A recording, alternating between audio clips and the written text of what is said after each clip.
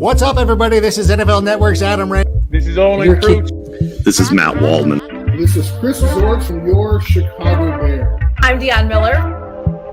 Dan Weeder. Hey, man, it's Rashad Whitfield. I'm Courtney Cronin.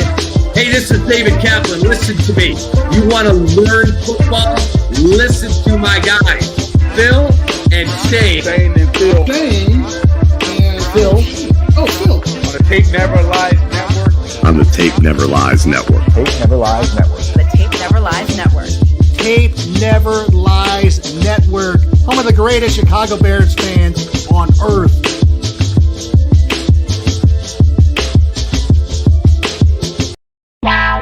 Draft Dr. Phil and the smartest man. Keeping it 100. Chicago's trading up. 100. Yes! What? Here it is! Or just recording. The Tape Never Lies. Other people drop off, but we still keep. You'll never know how good your football team's going to be until you play with maximum effort.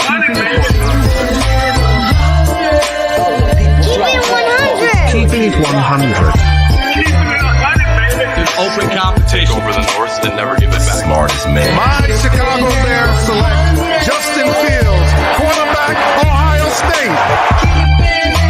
Guess who's back? The two dudes that kept it real. Dynamic duo that you love, the smartest man and Dr. Phil. Breaking down the film, never a problem, kick it straight. Most shows focus on stats, we focus on the tape. We keeping it 100, never running east to west. We coming with that truth, cause that's what our fans expect. Cut off the freaking anchor, forward to be free. But don't you worry, Shane's got the dumbest tweets. It ain't no secret, Phil and Shane got some haters. But now they're all stuck like the two an hour later. Debaters, frauds get kicked like Coach Tabor. Cuts had to be made, we added a barber moderator. Up and down, boys got you double checking. Sad sacks trolling like a fool drunk texting. Flexing on the truth cause you know they never change. Real, recognize real, that's what you get with Phil and Shane. What we do when we're breaking down the Bears. Fuck a play or a captain, all of the unfair. The tape never lies, the truth, you see. We laugh, we analyze, so there's no babies like Maybelline. Straight to the truth with acumen and facts. We got a sad nerd, but he's not just giving nerd stats. Car crash,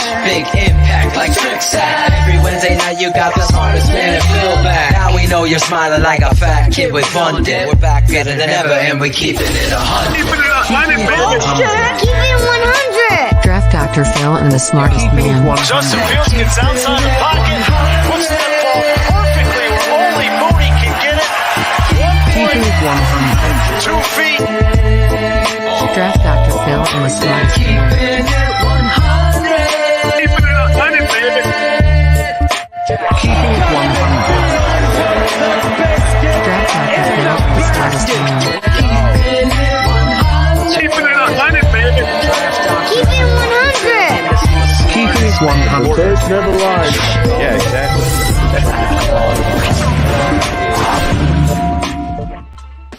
Yo!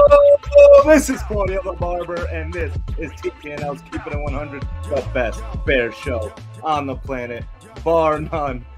Listen, I hope you all enjoyed the stress-free Sunday with no Bears football, but we got the Lions and Montgomery coming back to Soldier Field, so we got a big game. We got a lot to talk about, so let's just bring in the guy. There he is, Draft Dr. Phil. What is up, bro? What's up, man? I know Shane is going to be running late. Yeah. So he had a big game for his son Riley's first basketball game this year. I'll let Shane handle what happened at the game. No spoilers from me, Claudio. Some drama. I like to see the fans tailgating, getting ready. Always. The fans are been at 100. First Yeah, fan here, Jason Onstadt. We got to start giving away some prizes. Free haircuts. Free haircut for the first. First guy in the chat tailgating. Free haircut from Claudio if you come to Connecticut. And free pizza. We'll take you to Modern Pizza. On Eric Clement. Go treat for the pizza. I'll do the haircut. Greg Braggs took home 2 pies. He did. Eric Clemens took home 1 pie that he made at Modern Ibiza. Still number 1 in the world. Just keeping that up to you. But obviously, a lot to talk about in regards to the rumor mill. The rumor. Look at all these rumors surrounding me every day. I wonder how many people remember that song. Do you remember that song? I don't remember that song. I'm trying to think. You don't remember that song? I don't. Not without the music, maybe. I don't know. Just the lyrics, I can't think of it. How many of you in the chat remember that song? I'm trying to think of the name of the group. Something Vogue, not En Vogue. Okay, I was gonna say. Wasn't En Vogue. Is that Houdini? No, Houdini was Friends. How many of us have them? Friends. Houdini was one of my favorite. Houdini was one of Timex Social Club. That's right. Wow, never heard of Timex Social Club. One hit wonder. Hit wonder. Bullets coming through. Look at Give Bullet. that man a prize. Yes, the Electric Boogaloo Bullets. Yes, that was a great movie. We had the cassette tape rocking that. Look at all these rumors surrounding me every day. Well, speaking of the rumors, so yes, I think there's been some talk about obviously Harbaugh, but now there's some talk about everyone's jumping on the Harbaugh thing. I mean, I wonder where you fucking heard that shit first, like 5 years ago. Here. But let's talk about another rumor for a coach. Eric Bieniemy, the of course. Listen, what, that's just another showcase of political correctness. That's what we're going to call that. Of course, Eric Bieniemy is going to be a guy they're going to interview. They have to do their due diligence on all of these. And you also have the Rooney Rule in regard. Say you just decided Harbaugh's the guy. Let's just say that. And I'm going to address whoever this insider is that Shane sent me the video of the athletic guy. But it's politics. There's so much politics in Chicago, let alone their football team and their stadium and this. And it all stems from rich, selfish, ignorant organization that is so small-minded and completely overwhelmed when it comes to winning. You luck into Walter Payton and some of these other players that you have historically. You know, the old man won championships that aren't counted as Super Bowls, so we forget them. But really, that's on the NFL for not recognizing the greatness of this franchise. It's also on the McCaskies themselves, because you are a charter franchise and you should be sticking your foot right in the ass of the NFL and demanding that you address these things. This football team won all of these championships before. So, you know, Virginia, she loves the game. I don't know Virginia from an ass from an elbow. I have no idea who she is, what she stands for. We have that one interview. We see these interviews. She's smiling. She could like butterfly collecting. That's what she could like, right? She could give a shit. She's gotten paid. She lives modestly. Who knows? Nobody knows. None of these media they're really nice people. They might be complete utter assholes. That's what rich people do. They hide shit. They pay a lot of people off. Things are kept quiet. Has anybody heard anything about the DC? Yeah, no. That's big mystery. In the running back coach, that isn't a culture. That isn't a culture we save under Eberflus. They could just talk about all this shit. This league began in 1920. It didn't begin in 19 whatever. The first Super Bowl, was it 68, 67? I think so, 67, I think. Okay. This is the greatest game in the world. There ain't new shit out there. I've talked about this stuff before. I went to the Hall of Fame with my dad. We're sitting there watching Sid Luckman throw bubble screen in 1942. They're throwing bubble screen. So let's not fucking. Where do you think Getsy got it from? He's probably watching that old tape. Like, oh, maybe we can bring this back. I was gonna say, nothing's changed. Right now, the Chicago Bears are the same story as they've always been. Right, and those people are like, and I'm the first one to admit. It's a hard eval on Justin Fields, but at some point, I look at the tape and I see inconsistency. He said it himself. Not consistent. I got to be more consistent. Yeah. So no matter what side of the fence that you stand on or what side of the room you're sitting in, on regards to Justin Fields, the biggest problem, bar none, is the head coach and the culture that he tried to establish. These rule hits and loafs, hold accountability. You aren't going to win until you get a understanding of playing the best players, letting go of the politics, stop worrying about who you drafted. And Velus Jones, let's just go down the list. Lucas Patrick, the worst center in football. Worse, he's still starting out there. But then we'll bring another guy. We don't have a coach that could teach anybody how to fucking shotgun snap. Hire me. I'll get it done in fucking 1 week. Whitehair wouldn't have a bad snap. This shit isn't hard. It's just the stench. It's the stench of the Chicago Bears. They lack accountability and integrity.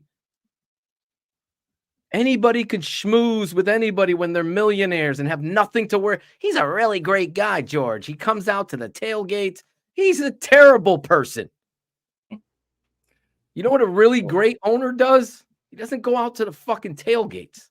He goes out and studies the game of football, especially in the culture that you grew up in, with the guy that invented and believed in pro football, your grandfather. Yeah, well. No, that's what a great owner does. Said it himself. He's just for a years fan. You've lacked that. Let's hire Ernie Accorsi. Let's hire an outside firm. And it wasn't just George. It was Michael before him. It's Virginia. There is no football people in the building that stand anything on the grounds of winning first. I'm just a fan. I'm not a football evaluator. I'm just a fan. I'm not a football evaluator. And that's the problem. You need, I've said this many, many, many times. You need a maniacal person that's leading the Chicago Bears. There's a different culture. Why? Oh, shut up, Phil. We're a bunch of nerds that look at stats and you don't know. I do know, because you're fighting for your life in Chicago. In the NFL period, you're fighting for your life. But coaching, you're fighting for your life because you don't have the support up here. You don't have it. Everybody's waiting for you to save the day, so you don't have it up there. And that means in ownership. You don't have it from the media. They're tearing down everybody no matter what. You don't got it there. The alumni, you've shunned. You've made them feel like shit. You talk about the 85 Bears like it was yesterday. They started bringing in some of the alumni. Yeah, when this Kevin is Warren recent. came in. This is going on for years. Yeah. Okay, so this is a problem. This is a problem. And it's the McCaskey problem. So the reality of that stuff needs to get addressed now. Is Kevin Warren? So that brings me to my point here. So there's this guy, I don't know his fucking name, from The Athletic. He comes on. Let me see if I can see his name, because Shane had texted me the video earlier today. Jordan Schultz. Never heard of this guy before. From Bleacher Report. That's all I got to tell you. So he comes on and says that the relationship of Jim Harbaugh and Kevin Warren wasn't good, and that they don't like each other, and spewing all this is all opposite of what I heard. Okay, but let's for a second believe Mr. Schultz. And I would love to get Jackal to do some shit and start working on getting some new guests on there. Jackal, we might have to hire a new guest wrangler. If you want that job, DM me and only me.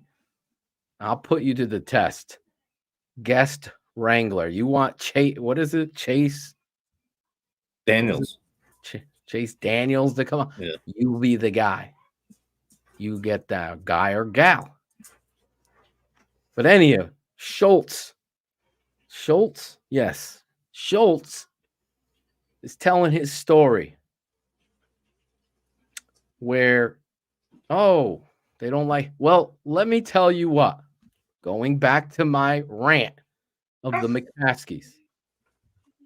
If you are looking, and Shane said this to me on the phone too, but it's exactly what I've been saying for years.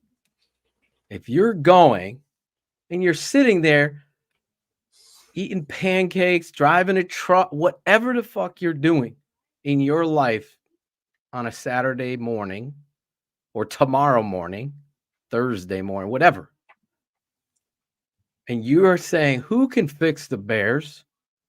And Harbaugh isn't the first guy in your mouth now. And again, I'm taking a victory lap because I stood my ground on that shit. Always have. I know that he's the penicillin to this problem. And if Kevin Warren, if Schultz is telling the truth, which I believe he's not, he's just, let's go clickbait this shit. Because do you think Kevin Warren's going to come out and say, what Schultz said is completely no. So you get away with this shit. You got many people. Tomorrow there'll be an article on fucking, what is that? Sports Mockery. Fucking Bears Wire will have NFL Insider states Kevin Warren and Harbaugh. It's probably already happening. It's just keep migrating these stories out. There's still a coach that's there. So nobody knows.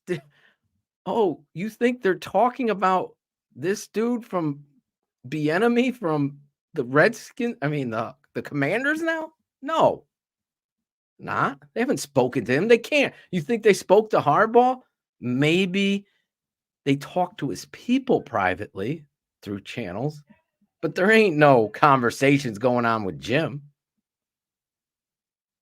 So the point is the McCaskies and Kevin Warren have to put away their pride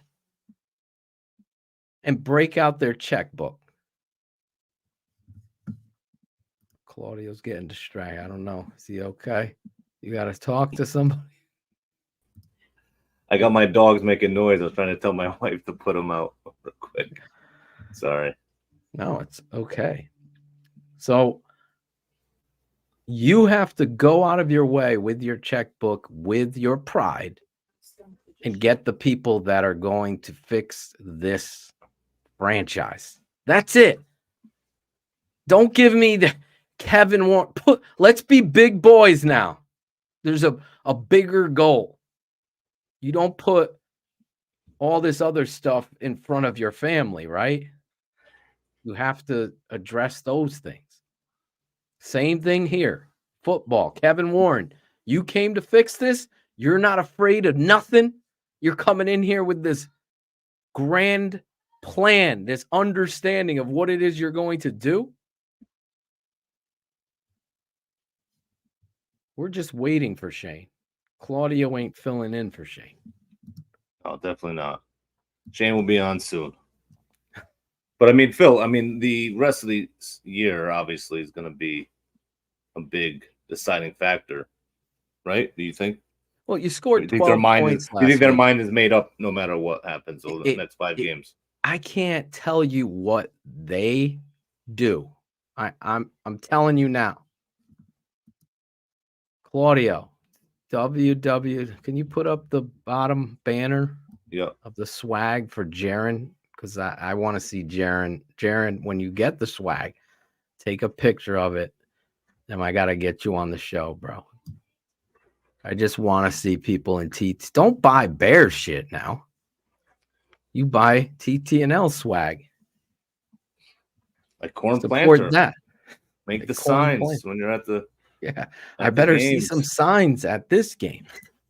My point is, I can't speak for them. I will speak for me. My decision is complete. Complete. I know exactly. There's zero quality in you keeping Eberflus. Don't care about his defensive performances against Sam Howell, Josh Dobbs, Mac Jones, Bryce Young, all of these guys. I don't care about any of that shit. Don't care. Defense, where all of a sudden they're good. Let's see. They got a pass rusher. Good. Yeah, exactly. Sweat came in, and that was a big difference. Once Sweat came in. People go out of their way to try to manipulate stats. How about 12 points off 4 turnovers? How do you turn that into something nice? Did you watch the fucking Jags and Bengals game and watch the Bengals backup quarterback go down there? Browning out of Washington, a guy that I liked. You watch that? And then you watch they can't fucking score. They don't have any kind of situational understanding. They're running screens. Whose decision is that offensive coordinator? Head coach. Head coach. Now, we pointed out Chris Collinsworth talking about Justin Fields versus Tyson Bagent in that Sunday night football game against, who were they playing? The Chargers? Yeah, Chargers, yep. And you could tell by the rhetoric and by the complete verbiage that this was coming from the coaching staff about their feelings towards Justin Fields. They don't like him. They don't believe in him. Play calling. Don't believe in him. That's it. And I'm not saying Collinsworth isn't annoying as hell. I'm just telling you he got a script and he had his notes. He didn't make that shit up out of fucking nowhere. And then you see what transpired. 4 turnovers. It's inexcusable that your football team came away with 3 points off of 5 turnovers in that game. Yeah, it was sad. I'm sorry. I will never, ever. The Justin Fields thing, we'll talk about later. Right now, the coach has to go. Has to go. Now, you can debate me, counterpoint me on Ryan Poles. And that's fine. But the biggest evil is Eberflus. There is zero chance, if you think that you're going to win in this league, that guy is going to be the guy to help you do it. He's what about not if a head just coach. Getsy, because a lot of people I've been reading thinking it's just going to be Getsy that leaves. Well, that's Who's the just gonna Bears, stay, and then they bring in obviously another OC. That the Bears are Flex Seal. Let's spray some Flex Seal on this leak and we'll leave it at that. Yeah, it's gonna hold for a freaking month. It ain't gonna hold up for a season. And last time I checked, you're trying to win championships. Take over the North, Never give it back. You aren't taking over you couldn't beat Jordan Love at home. You situationally kicked field goals as a 3-win team against the Lions and had a chance to win the game and chickened out. There's so many showcases of this head coach. So, no, you don't keep this head coach. You get rid of him and you get a new head coach in here, and I don't give a fuck if it's Justin Fields' 25th offense. Guess what? It's riding a bike. It's riding a bike. Make the fucking read, throw the ball. Believe in yourself. Be confident. Get a competent head coach in here that understands Justin's strengths versus Justin's weaknesses. Yeah, build the offense around Justin. Yeah. I keep hearing people talk about he doesn't fit the system. Justin is a special player who needs to have offense built around his attributes. He said it from the beginning. It was on this network. Justin was having a rough outing, if you all remember, under Nagy. There he is. There he is. Justin was having a terribly rough go of it under Nagy. And it was Nagy trying to fit Justin into his scheme. And then what happened? We get a new head coach, say all the right things, hire a Green Bay Packer offense. Oh, he was a wide receiver coach, QB called no plays, was an OC at Mississippi State, limited stuff. Eberflus has never been a head coach, not on any level. That means he never stood in front of the entire team and built a culture. I don't care at any level. He never did it, and it shows. It shows in the games. It shows in the offense. It shows in your lack, because I'll tell you right now, Shane, even if it was my boy Shane and he was the offensive coordinator, there would be conversations with me, the head coach, because you represent me, and there would be zero chance you're throwing fucking 23 screens or any passes behind the line of scrimmage that much, especially when you're running against a defense that wants to take a lot of chances to affect you. Well, there's other ways to beat blitz than horizontally. I could tell you that verbatim. And what about when it's zero coverage and the middle of the field's just wide open, and they still go screen? The one thing you don't want to do there. It's so frustrating. And I was talking, I don't know if you saw, because I was talking earlier, but you and I were step for step. I mean, I'm not going to back down, because it's the truth, Shane, that I stood on a podium saying Harbaugh is the penicillin while Nagy was here as a fucking head. And people like Pancakes and all of this other garbage food can't handle the truth of that. Well, and I know that I've had people reach out to me and say, what about Harbaugh ruffling feathers? I want that. Phil, you and I talked about that the other day privately when we were on the phone. I don't want unity with everything. I want a guy that's going to be in there, that's going to be a critical thinker, that's going to be like, you know what? 99% of you guys are in agreement, and I wholeheartedly disagree on every level. Right. That is how you build a champion. Let's just remove being a champion from it. That's how you start to build a respectable team that will consistently win, put out a consistent product each and every week. Jim Harbaugh has his warts. Guess who has more? This franchise. Exactly. Stop with the, oh my God. I already went. Yeah, he's won everywhere he's went, but no, there's no but. You know what? If he comes here and he flames out, then you're the same old Bears. You're the same Bears. You're out nothing. Exactly. You're so bad now that people are literally putting up propaganda in regards to the Bears are in the hunt. Yeah. And they're hiding behind, well, that was NBC Sport or whoever the fuck put that graphic up. I think Fox did it and NBC didn't have them. I think. Okay, so what Fox. But I mean, what a joke, you know? But listen, Phil, it's not just them. It's like it's on. I was coming home from my son's game tonight, and I had on ESPN 1000, and people, it is embarrassing to listen to the people that call into sports radio to talk about the Bears. The one guy he was so sold on himself tonight. He's like, I know what we got to do. We got to draft a quarterback, and it's simple. We trade Justin Fields for 3 first-round draft picks.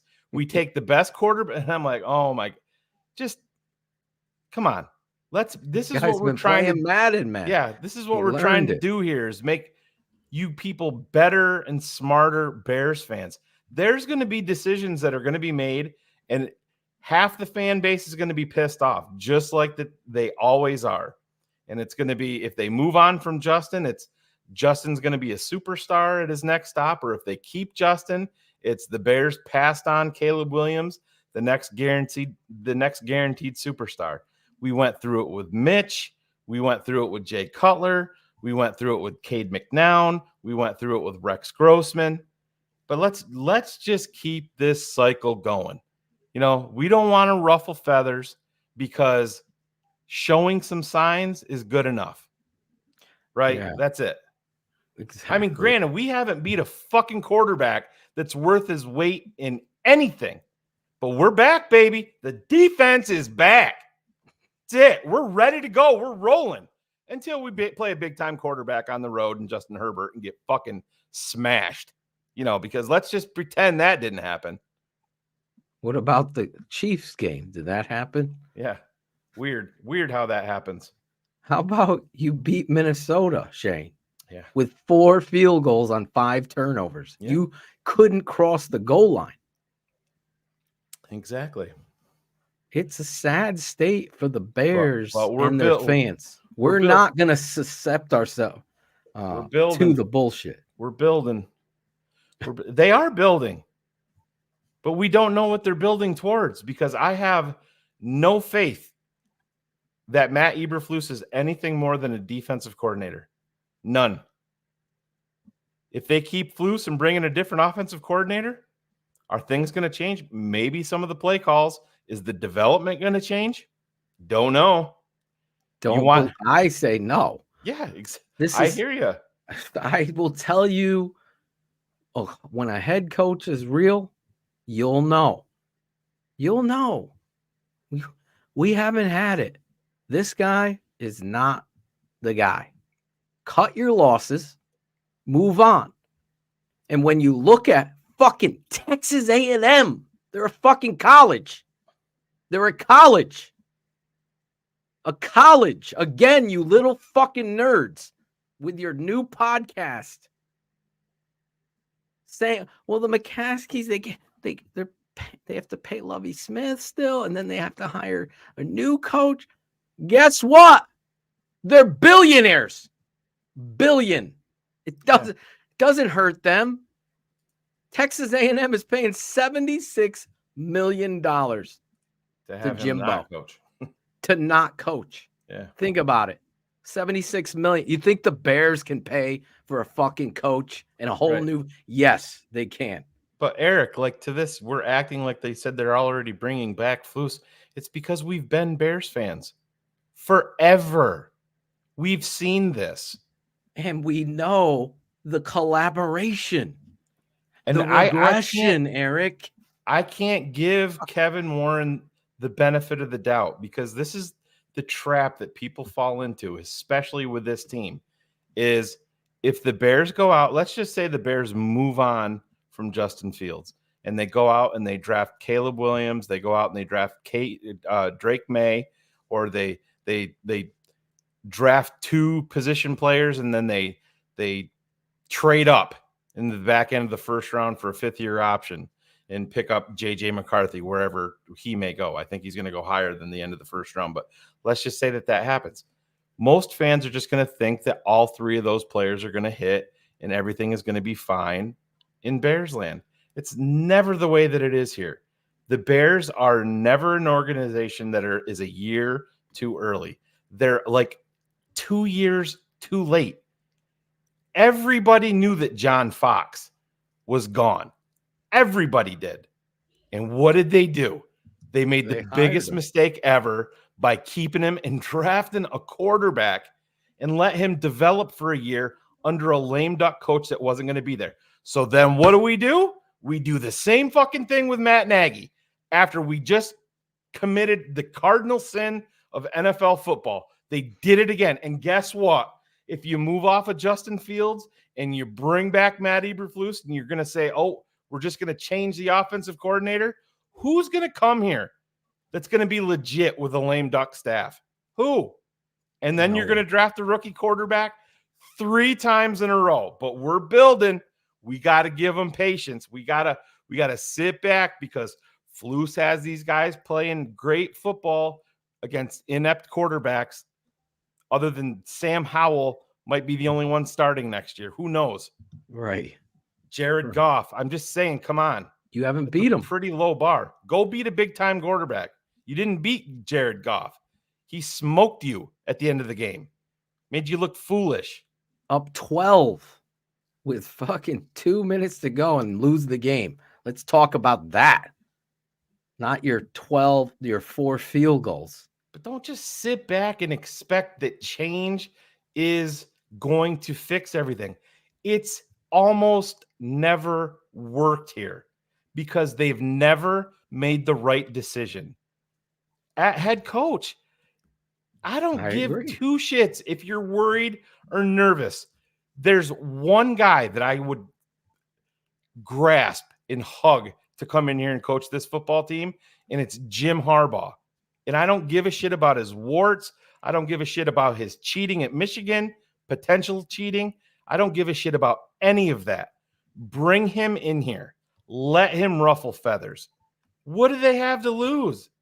You're the Detroit Lions before this year, or worse. You're irrelevant, and you're the Chicago Bears. It's embarrassing. It really but is. We're building. We're going to stay with get there. We're going to stay with a coach that has no identity on offense with a dynamic football player in Justin Fields sitting there. And this is also the staff that had Deonta Foreman. Clearly, it's not even a debate. Great you point, don't Brian. know I forgot football. about that 4 times because they did it with Jaron and Rex. That's right. It's literally the worst fucking thing you can do. And they've done this, could be the 4th time. Like, Phil, honestly, if we sit here and they come out and they want to beat the drum of continuity, just like the Chicago Bulls did, continuity, which every Bulls fan knew was bullshit at the time. But Acme running the Bulls in Chicago, they're just smarter than everybody, clearly. If the Bears run this back and trade Justin Fields and draft Caleb Williams and bring in or keep the lame duck coaching staff and just fire Getsy and bring in a fucking nobody OC you're not going to find anybody legit. That's what both of these guys. You got to get the embarrassing. generational head coach. He's worried that Claudio's right. Well, good thing. Claudio has been right about 12% of the time on this show, so we're good. I'm joking. What OC would want to come here under a head coach who's on the hot seat? It's backwards and will set them back even more. Got to remove the whole staff. He's saying, thank you, E90M3 Zach. That's exactly what Shane's saying here. And that's exactly what I'm saying here. But the reality is this football team has been handed over to Kevin Warren. Who Kevin Warren is as the Chicago Bears president, none of us know. We can talk like this guy Schultz. He doesn't know shit. Nothing. He's just getting clicks. Just trying to get some clicks. Because I heard the opposite, that Jim Harbaugh has a great appreciation for Kevin Warren. So whatever it is, even as I said, Shane, even say Schultz is right. There's animosity there. The Bears have to be the bigger ones and go out of their way to get him because he's the big fella. How that's many fix times it. have we heard we have to do what's best for the Chicago Bears? And if Kevin Warren had animosity with Jim Harbaugh over the way that the COVID situation was handled with the Big Ten, that doesn't have a fucking thing to do with the Chicago Bears moving forward. None. And if you deem him is the best situation for the Bears moving forward, but then you have a personal issue with him because of stuff that happened in the Big Ten, then guess what? You're nothing but a fucking puppet, Kevin. That's it. And it's the same old cyclical bullshit that we're used to here in Chicago. Year after year after year. And Phil, you know what they're gonna do. If they fire Flus, what's next for Chicago? Oh, we're gonna go offense now. That's what they're gonna do. Johnson and if it's not hard, hard pass for me on Eric Bieniemy. I don't know if you guys talked about that, but not yet. No. But stay there. That's what the Bears do. And I have also stated for the last 6 years again, like, okay, who is successful here? George Halas, big giant prick, motherfuck the ref, go onto the field, point at motherfuckers, fine people for bullshit. Okay, he won here. Let's think again. Who else won? Oh, Mike Ditka, no nonsense. Take no nonsense, no BS, fighting with his defense. They hate each other, but somehow you win. Like, I've seen this before. I'm telling you, you can't hire the choir boys. I said it last week's show. Let's all go to church with the McCaskies. They're just fans. No, got to get a personality that understands there is no line that's going to be crossed when it comes to our team and the culture that we're building here. Don't give a shit how good you are. The same people poo-pooing Harbaugh are the ones wondering where Khalil Mack's sacks were and all that shit. It's like, you don't watch any tape.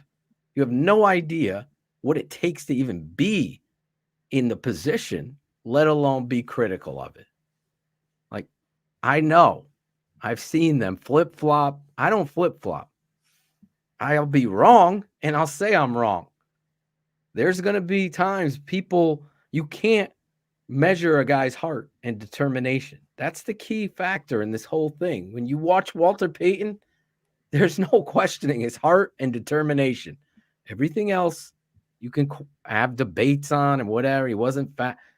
Nobody had the determination like that. Nobody.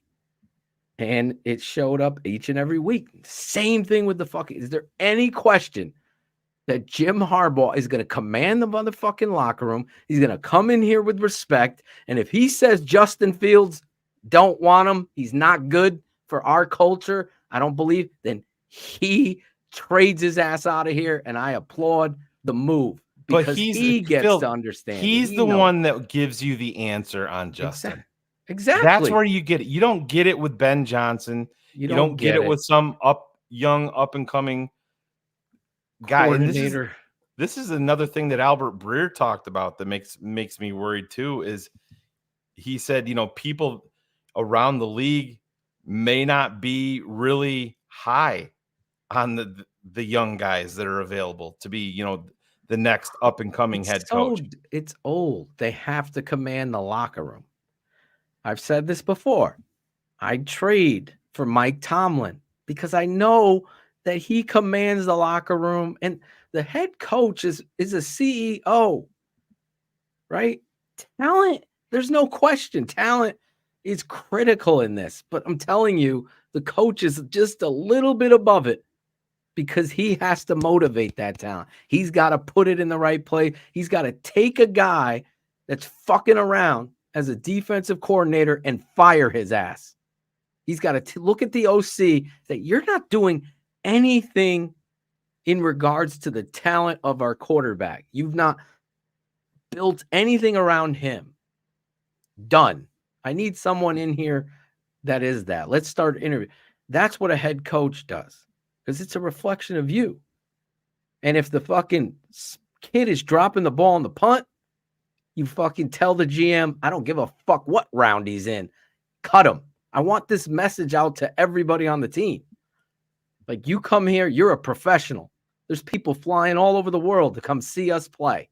That ain't going to be tolerated on my field. And if you think you're losing on purpose for picks, then that kind of fucking culture is lost as well. But it's That's Phil, not what you it do. goes. They did it last year, right? Losers. Let's just say they went out of their way to tank last year, and it killed. That shit just gets wiped away. Matt Eberflus has had 2 coaches on his staff removed, right? Gone with HR violations on both. Where has that happened in the NFL before? 2 of them within what? 6 weeks? Not even 3 weeks? That in and of itself is a fireable offense. I agree. You brought in both of these guys. You worked with Alan Williams for how many years side by side in Indy? But you're going to give him the benefit of the doubt that the next guy is going to be right? You obviously fucked up big time. Obviously. And guess what? The defense improved after the guy that you hired left. That is not Eberflus is a part of that, but he's a defensive coordinator. And there's a big difference between a DC and an HC, a big one. And that's fine. There's people that are built to be coordinators. Exactly. Listen, if I was the head coach, right, and Mark Trestman begged me to interview for the offensive coordinator position, I'd interview him because he showed me he wanted it. He wants it. That guy isn't going to lead my fucking team. He's going to teach and understand what we want to do philosophically to make Justin Fields the best he could be. That's what I want to know from my future offensive coordinator. What's your plan? I know what I believe will help Justin immensely. And this is a point, John. I'm sorry. I'll let you do that, but I want to bring this point that we'll come back to Vito. This point, it correlates with the improvement of the defense as well. But he didn't have the balls to hire a defensive coordinator. He's going to do it himself. And listen, I'm sinking the ship. That's a check mark in his box that he decided, listen, I'm taking over the defensive play calls because it's a reflection of me. And he hired this guy. I can't hate on that either. But I also don't want to give total credit to the resurgence when you have your GM telling you, hey, maybe you want to keep your best players in critical situations on the field. That's damning. Hey, exactly. Hey, and the guy that we just gave $98 million to, I don't know, maybe on the 3rd and longs, we want to make sure that he's out there. Right. And it correlates with why David Montgomery left here on the other side of the ball. And we've said it 100 out of 100 times. Running back 15 yards gets taken out of the game. Now, you keep those guys in. When do we see a play similar to the same play you run and challenge a defense to stop you? When have you seen the same formation run after a successful play and action or counter off of it? I'm telling you, it's less than 10% of the time. So you're so small in regards to offensive thinking. You had to bring in these guys in. You had to be reminded by the GM to play your best, which is damning. And even worse on top of that is what Shane's talking about. You had 2 coaches fired that you chose to be on your staff for reasons unknown, but aren't good. You've lied to the fans. You continuously lie. Oh, coaches lie, Phil. Coaches, no, they don't. Not all coaches do. Not all coaches do. And I'll tell you what, a lying coach ends up trickling that diarrhea to his locker room. Because those players, even the ones on the practice squad, I don't trust this motherfucker. I ain't going to get a shot here. You got to be truthful. And there's a way to word, I'm more black and white than some coaches and what have you. And I'll own it. I'll say, Justin needs to play fucking better. And that's it. Oh, his decisions on and this, that, when they ask, and I say it again, I just said Justin has to play better, and that's it. That's it. Well, how does he play better? That's on me and Justin.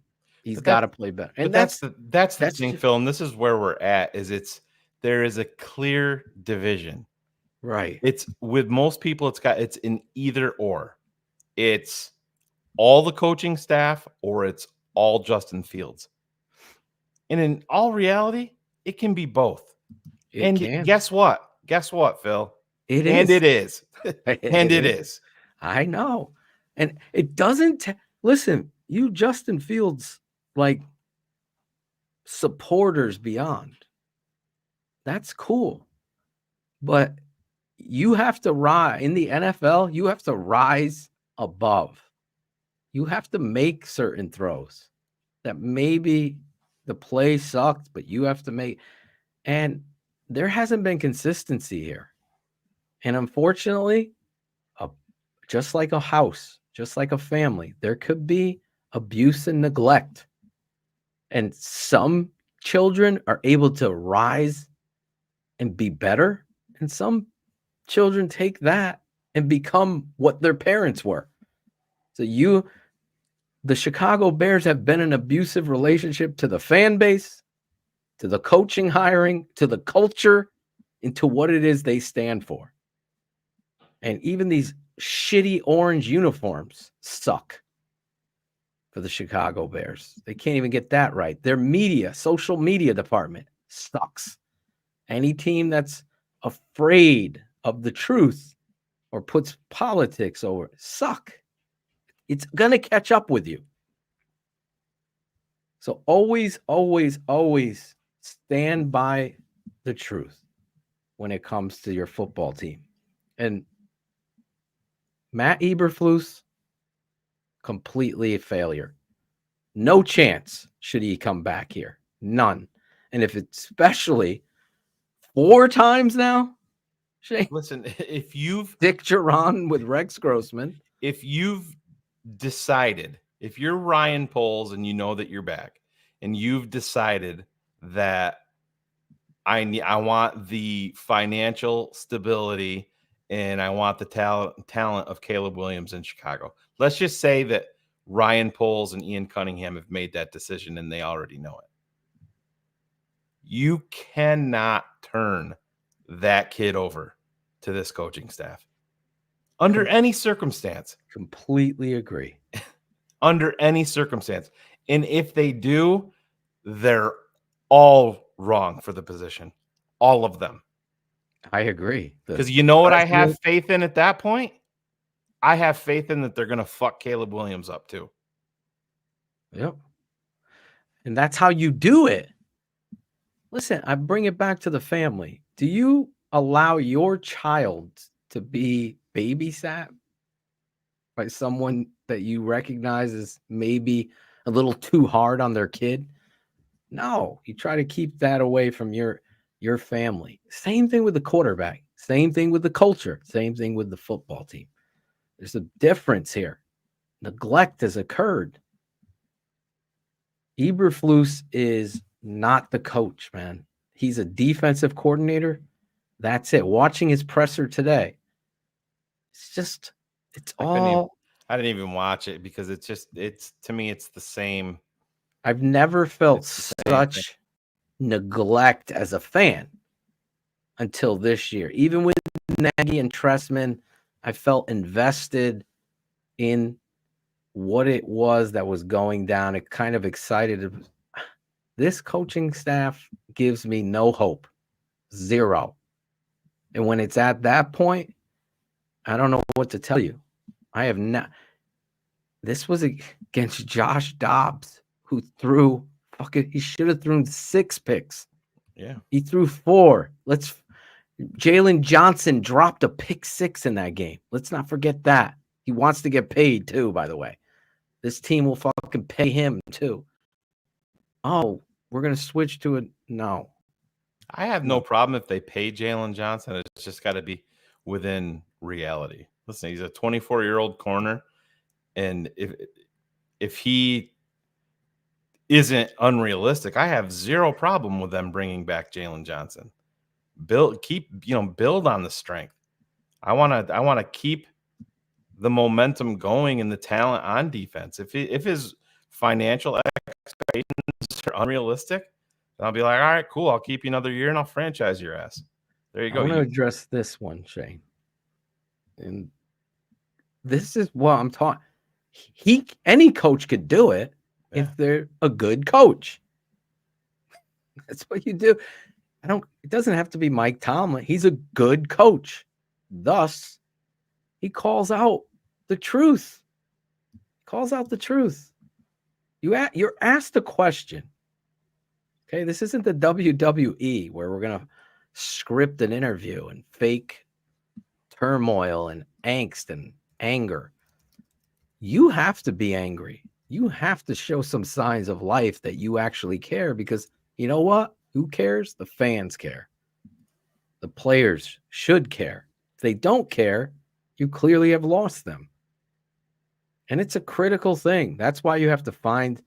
We know Jim Harbaugh is the number one choice and should be for the Bears, irregardless of any past, because Jim doesn't like the McCaskies.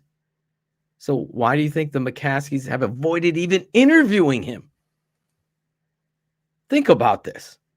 They fired Nagy and never interviewed Harbaugh. Phil, what came out this week? And like I said, Diana Rossini or whoever it was brought up the Rossini did. Yeah, brought up big interest with the Bears. No. Well, it was Josina Anderson. Put it out there, right? About Eric Bieniemy. Oh, Eric Bieniemy. Yeah. I thought you were talking about. But this is what made Diana Rossini did the Harbaugh thing. Josina Anderson. Yeah, did. And this is, I texted Cap about this when Cap was on air, and I wanted to bring it up. It just makes me laugh. The Bears are going to show, interest in talking to Eric Bieniemy if they should move on from head coach Matt Eberflus. Well, Ryan Poles just had a chance to talk to Eric Bieniemy before, when he was hiring a head coach, and they never interviewed him. So what has changed since then? What's changed?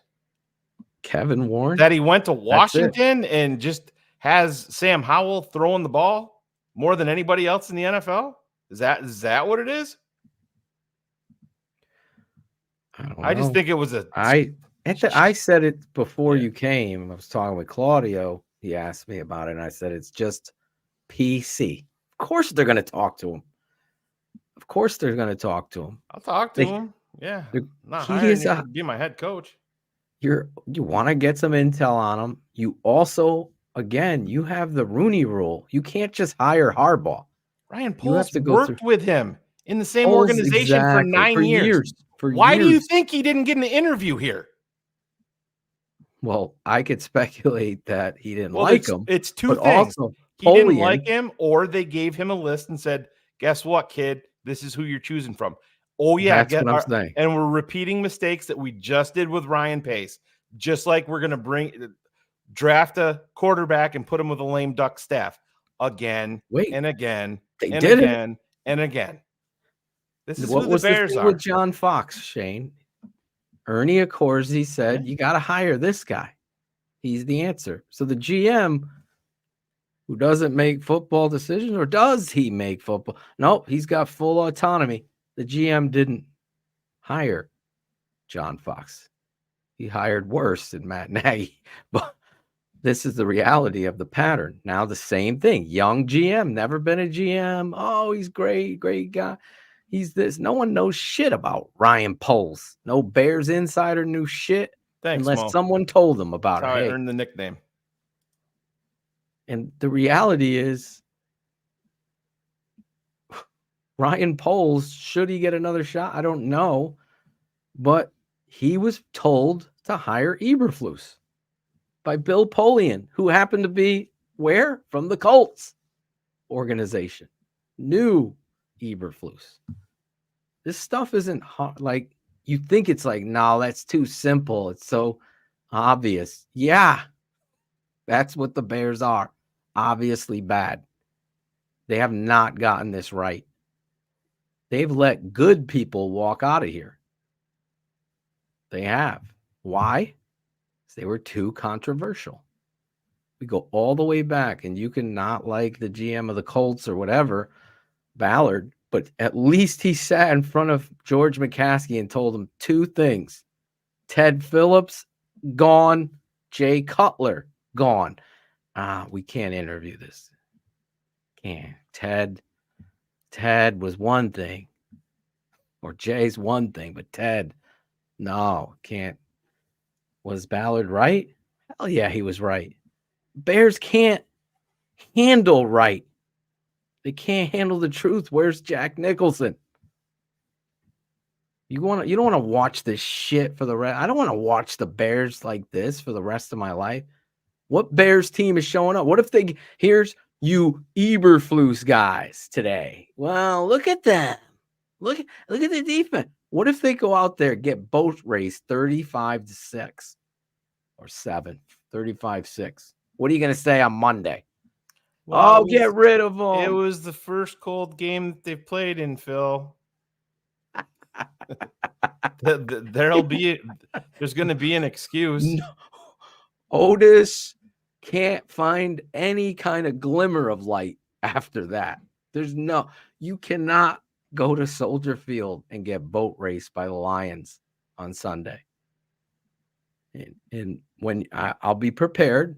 Now, what if the Bears go out there and win, Phil? What are you going to do? If they're winning 12-9, I'll have my analysis of it. If they go out there and beat the shit out of the Lions, then we're going to talk about it. Because that would be the first time in how many years, Claudio? Look it up. That the Bears have won 2 games in a row. Oh, when was the last time? 3 years ago? It'd be the first under Flus, yeah. Definitely the first under Flus. Yeah. That's why I was laughing. That's why I was laughing. People are like, if we win out, we could go to the playoffs. I'm like, motherfucker, we haven't won 2 games in a row, and you think we're gonna win fucking 5? In a van down by the river, Shane. The world I live in is just insanity. Keys guy, again, I'll repeat myself for the 50th time. We understand that they've improved. You tell me a legitimate quarterback that they have faced and beaten. And they have not. Here's the other last good quarterback that they faced guy was Justin Herbert, and they got smashed. They played well against Jared Goff, who I'm not ever putting in the upper echelon of the quarterback tiers in the NFL. Right. And he punched him in the face the last 2 drives. And you gave up 17 points the last 4 minutes? There's been improvement. We said that. Flus is a defensive coordinator. How's the offense been, Keys guy? How's that been? How many touchdowns have we scored the last 3 games? I'll put up 1 finger for you. How truly you know what I mean? Good as the defense but that's really the thing. been? Like, was it you traded we've for scored Montez more Sweat. than 1 touchdown. My point is, I think it was Tom Waddle today was talking about, everybody's talking about how well Justin has played, and has he thrown 1 touchdown pass in the past 3 games? No, just 1, right? I have no idea. I think so, but I'm just saying, the defense has improved. They don't get to play Josh Dobbs every week. That's the guys that they're beating. Sam Howell, Mac Jones, Bailey Zappi. The New England Patriots just lost the game 6-0. Bryce Young. Bryce Young. Let's go. Who's Who else? the Brian Hoyer? Brian fucking Hoyer on his last leg. That guy is like a cat. He's got 9 motherfucking lives. Hoyer's still playing in this league and still sucks. Still throwing costly interceptions in critical situations, underthrowing ball. I like this. TTNL fire tonight. Flus is like a strange combo of Matt Nagy's coaching smarts and John Fox's disdain for the fans and media. It's crazy making. And I think a t-shirt should be made of it's crazy making and just have George Hallis, Ted Phillips, and Virginia McCaskey there with a shadow of the Soldier Field in the background and the Chicago monsters of the Midway there. It's crazy making. That's all they've done. Tell me the last coach. You know what? I really like that guy. He's like a good man. There ain't none. People try to sell me on that. He's a good guy, that Matt Nagy. Matt Nagy's the biggest dick. He's a POS. He's not a nice guy. He's a politician. Eberflus, I have no idea who this guy is. He's not the coach. He's crazy. It's crazy making right in front of you.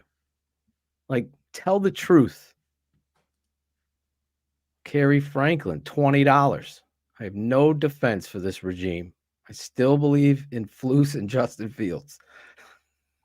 Well, then you're defending the regime, right? In 2 sentences. The 2 most important Kerry. people, you're defending them. You went right back to they are 100% That leaders chick in is my so man. hot, but man, that bitch is ugly. They are turning. They are close. Kerry Franklin's still on this boat. We should make a graphic of that.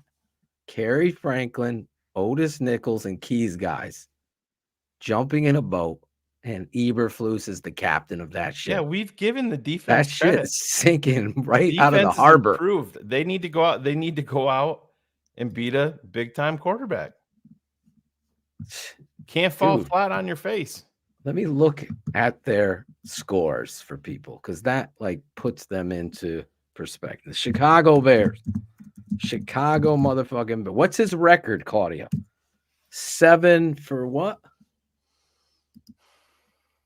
What's Eberflus' record as it's the worst in the history. I know that. What is his overall winning record or his overall record? 7-22. 7-22. It's bad. He's never won 2 games. He finally won his first division game. So week 1, the Chicago Bears at home. Shane and Phil called it a Super Bowl, like a playoff. Set the tone. You're going against Jordan Love. Remember this? 38-20. The Packers beat your ass all year to get. Maybe we should have played every preseason game, Shane. The coach said that. Looking back, maybe we should. We got to look at it again. Come on. Shoe salesman. All right. Next week, the Bears play the Buccaneers. Who was the Buccaneers quarterback? Oh, what's his the number 1 pick? Former Oklahoma Sooner. Yeah. Oh my God, did he complete almost every third down that game? 27-17. They beat the Bears' ass. But wait, let's go again. They go to Kansas City. Kansas City, big time football, baby. Super Bowl champs, 41-10. Got fucking annihilated. Then you come and take a 28-7 lead the next week against the Denver Broncos at home and lose 31-28. 31-28. But wait, the Bears go on Thursday Night Football. They beat the Commanders 40-20. There's hope. There's hope. Then Just real quick, Keys guy, what happened against Detroit? Oh, he's talking because I was reading. Oh, I know. I'm just saying what happened against Detroit. So I would consider if they would have won that game, I would consider. I mean, we didn't lose the. Is he talking about the first Minnesota game? Yeah, the first Minnesota game we lost 19-13. Okay, but I mean, so they failed to cover. That's not the fault of the coaches. There's communication issues. He said they veterans. The last 2 minutes of the Minnesota game were veterans who failed to cover. It's not the coach's fault. Well, spoken like someone who hasn't coached. But what happened? That's not how you do what it. happened to Detroit when they gave up 17 points in the final 4.5 minutes? Or Denver when they were up 28-7. What happened to the defense then? They gave up a franchise record.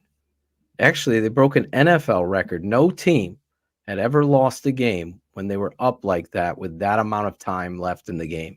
And you can say what you want. I mean, Kirk Cousins is a legitimate better than anything we've had. NFL quarterback. Yeah. He's an NFL quarterback. He'd be far and away the best quarterback that they've ever beaten under Flus. Far and away. Exactly. Jesus. It's terrible, guys. You lose to the Vikings. You beat the Raiders. Wait, did we win back-to-back games with Tyson Bagent? No. We get boat raced by the Chargers. We get boat raced. What happened against the Saints, guys? We were up. We were up at half. He meant Detroit. Yeah, but same thing. They gave up 17 points in the last 4.5 minutes. They did the same thing against the Denver Broncos, Keys guy. They did the same thing against the Saints. They were up at the halftime, if you remember. End up losing 24-17 to the Saints. They beat the Panthers 16-13. They beat the Lions. No, they did not. No, they lose to the Lions.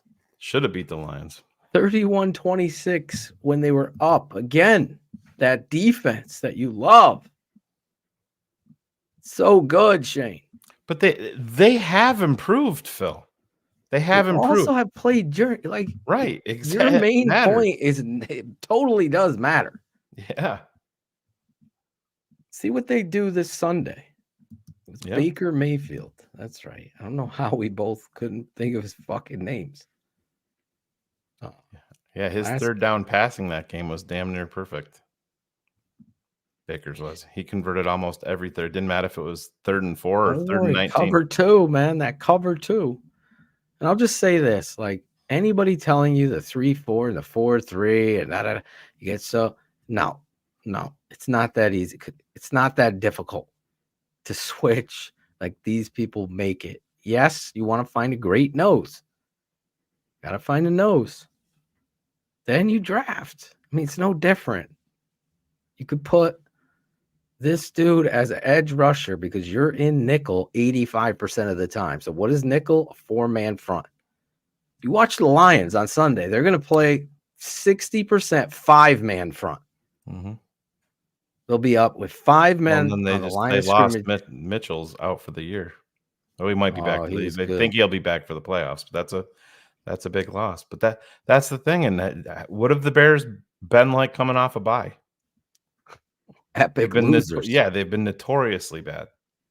Exactly. I liked it today when Justin came out, and I'm not making fun of Justin, but you can tell the message. You know, we have to score touchdowns, especially after turnovers. Well, no fucking shit. Shouldn't have taken the bye week for that to been a message. You know what I mean? If we get a turnover, we need to score. The head coach says. Don't worry about what defense you play. Yes. Going back, Flores would be on my list, no doubt. He's another guy that commands. Oh, I heard he was mean to people in Miami. There was this story in The Athletic. I'm scared. Good. He is what you need in Chicago. An aggressive no nonsense alpha male that isn't going to fucking turn a blind eye to any kind of bullshit, whether it be from a coach, a scout, or a fucking owner. That's it. Dan Quinn. Yes, he's on my list. He is the type of guy that can handle that. He's not going to fucking kowtow. That's what you need. The Bears need that. Justin Fields needs that. Justin Fields needs a coach that's going to come out there and say, what a fucking great job number one did tonight on third downs. This fucking guy made. You don't look at the stats. He needs that. Every fucking player in the locker room needs their name coming out of their coach's mouth sometime. Matt Eberflus never mentions anybody unless he's asked. Who? Oh, yeah. Oh, he's doing well. You know, he's improving. No, you, coach, come to it. You come to the podium. Fucking loving the way. You gotta be. I mean, this is a coaching staff. Deonta Foreman is a healthy scratch for 4 weeks. Where? In what league? He's your best back by far. It's not even close. Even Alan Bratcher will come on and admit it. Khalil Herbert is exactly who he said he was. He's a change of pace back. Ryan Pace back on top of that. Yeah, that wasn't their bye week, right? Didn't they play? Yeah, they played New England last year, Monday, October 24th, and then Phil, you were in Dallas. Yes. Sunday, October 30th. They didn't have their bye week last year until after the Green Bay game on December 4th. Yeah. They played Philly after the bye week. Yes. Yep. Yeah, lost 25-20. Yeah. Yeah, we went into the bye 1, 2, 3, 4, 5, 6, losers of 6 straight. We came out of the bye losers of 4 straight. Somebody else put in there that we really turned it on. I think they were talking about Justin, but yeah. Well, Justin isn't a one-man band here either. That's, but unfortunately there's a lot of blame to go around and people. And he's part of it. Yeah. Just like Flus is, just like Getsy is, just like Ryan Poles is, just like George McCaskey is. There's more blame to go around in certain places. Justin Fields is not free from blame. The coaching staff, I feel like, is a bigger part of it. But when you have a guy 15 yards in front of you, wide open on a second down, and you're staring at him and you don't throw the football, that's not on Luke Getsy. That's not on Matt Eberflus. That's on Justin Fields. And that has been an issue with Justin for a long, long time. And he said in his he's got to be more consistent. Unfortunately, you're in this realm. You guys are just hating on Justin. Yes, he said it, but he was lying. Phil and Shane just hate him. That ain't true. I want the kid to succeed more than anybody. I want him to. The absolute best thing that could happen for the Bears is for him to figure it out, and you can make trades in the draft and build up a war chest moving forward. That's the best thing. But things don't work out that way in Chicago, unfortunately.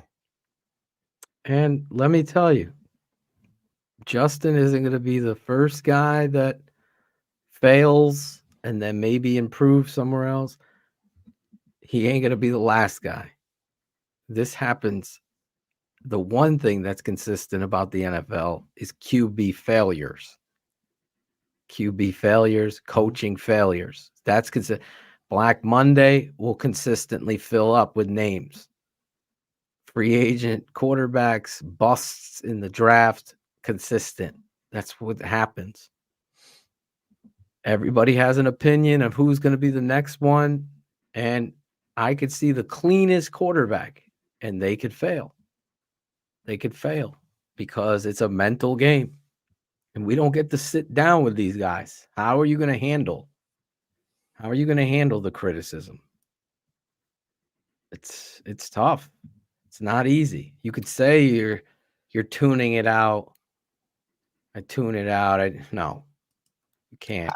I don't know how you feel. We can answer this draft related. I have Neighbors over Adunze. I don't know if you've jumped into him yet.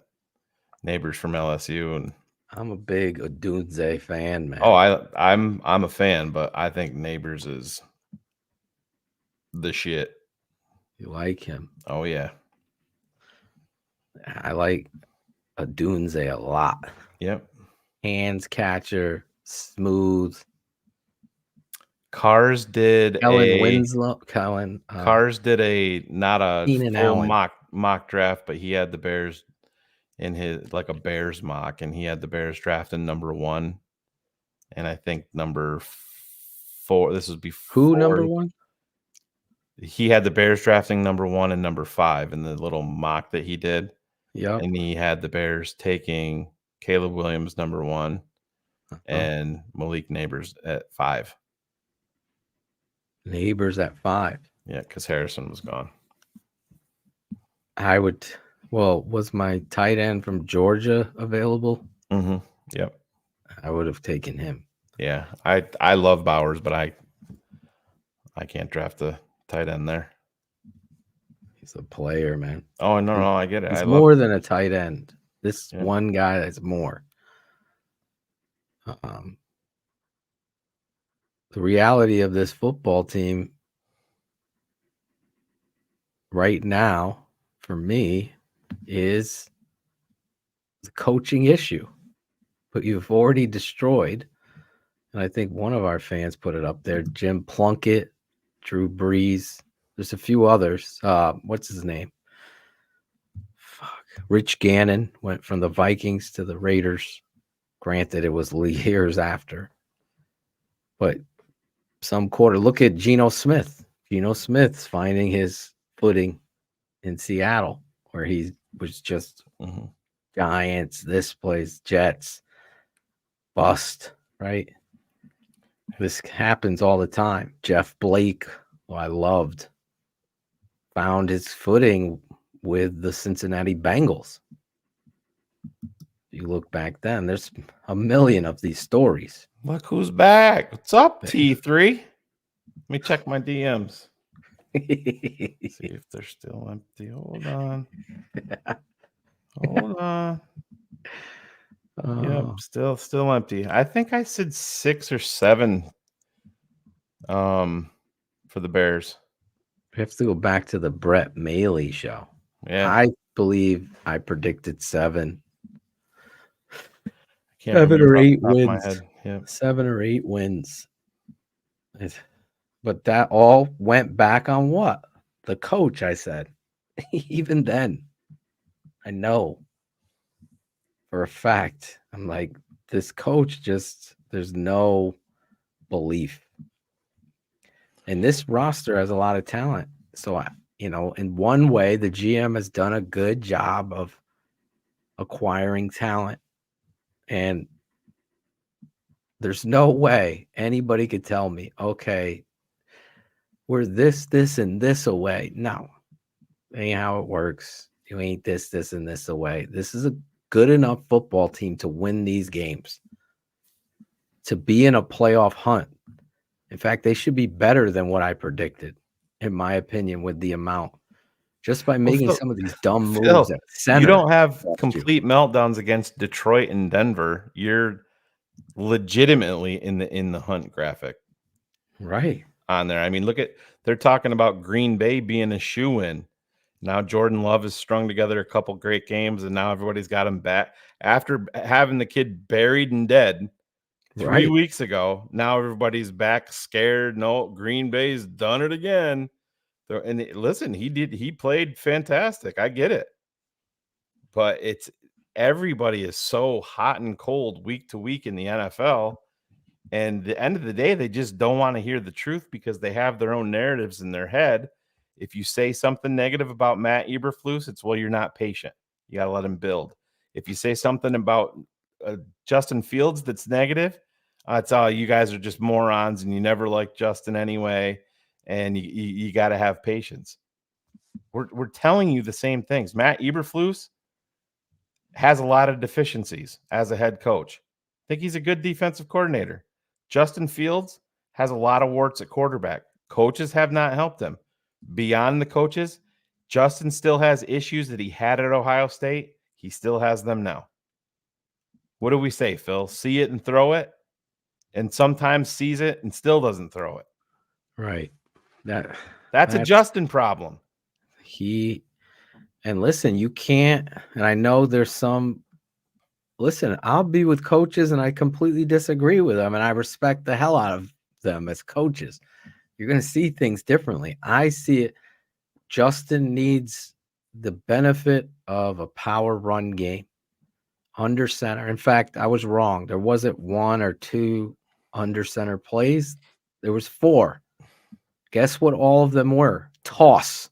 Everyone under center was a toss play. You would think you would run some boot fake off of the toss under center, but you didn't. You did it out of pistol. This is the kind of shit that Justin has to deal with. That's why it's a slippery slope. But at the end of the day, to Shane's point, Justin is not gripping it and ripping it, seeing and believe. He's got to see it, and then he throws it. And how do you help that?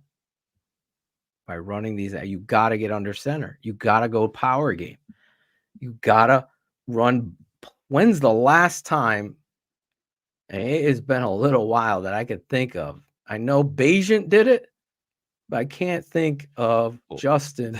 Phil, do you remember in the straight Alabama action game? Off of it? Do you remember in the Alabama game what I texted you when Alabama was on the goal line?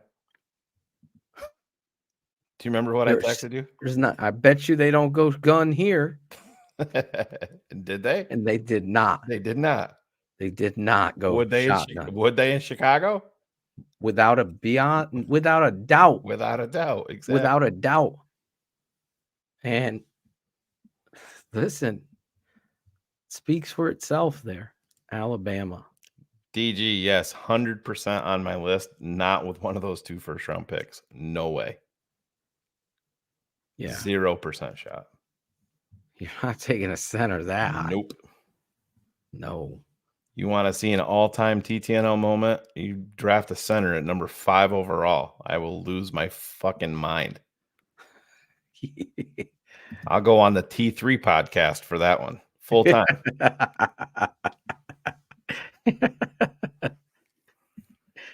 We had opportunities to get centers last year. There was a bunch of them. We drafted none of them. Yeah. None of them. I loved Olu, Schmitz, the kid from Wisconsin, Tipman. I know some people love the kid from Ohio State. My guy would have been Olu, the Michigan kid, former Lombardi Award winner. He starts over in Seattle. Yeah.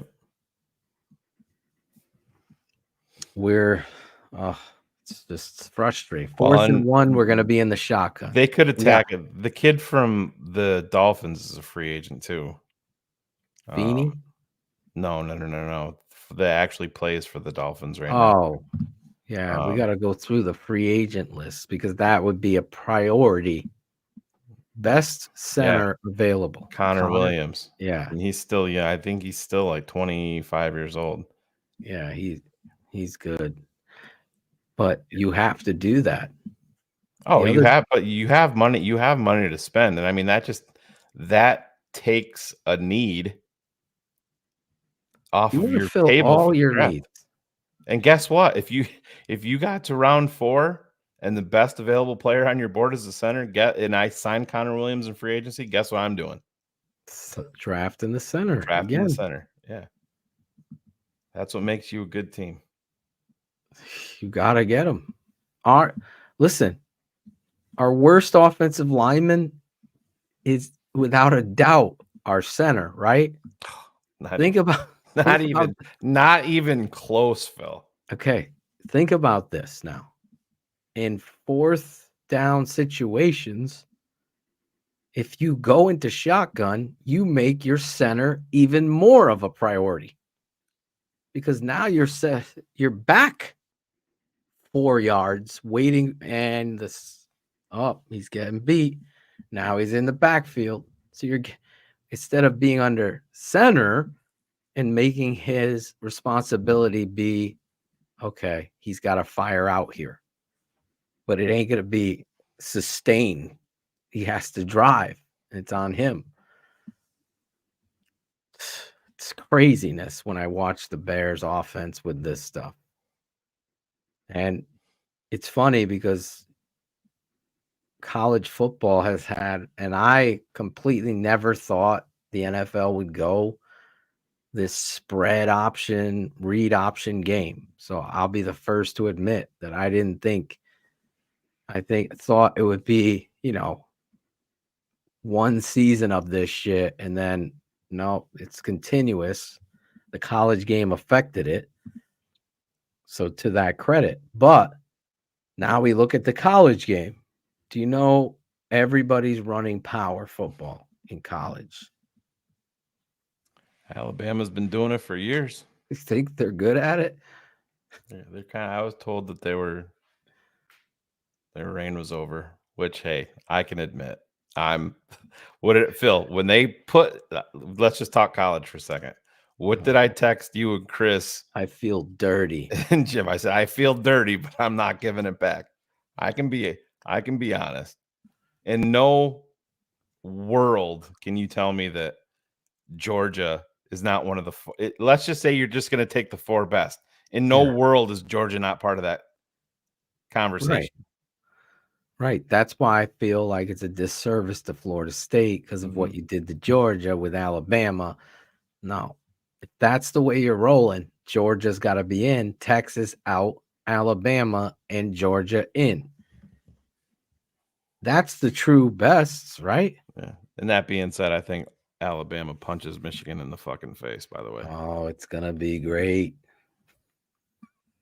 I didn't think they'd beat Georgia. I picked Georgia by 10. In the SEC championship, yep. I can't wait for that game. Listen, nobody was more critical of Milroe, and I hope he does not come out. He needs to come back and play. He would be dumb to come out. But does he dislike Coach Saban? People are saying that. I was like, well, really? I know the person that said that I know who you're talking. I was not aware of that. The post game was a little odd there, but this is what Saban did it back when Jacob Coker, when they won the national title. He was their starter. He pulled him for a game and then went back to him. They did the same fucking thing with Milroe. They pulled him and went to Simpson for the game, or they actually played 3 quarterbacks that game. The kid from Notre Dame. What was that dude's name? Oh, yeah. Come on. Well, as soon as you bring in Notre Dame quarterback, I'm just laughing. Now Notre Dame's going crazy because they're getting Riley Leonard. Have fun, guys. That's cool. I like Riley Leonard. Oh, he's nice. I mean, he's a tough kid. I can smell the Pouline Weed Eater Bowl from here for Notre Dame next year.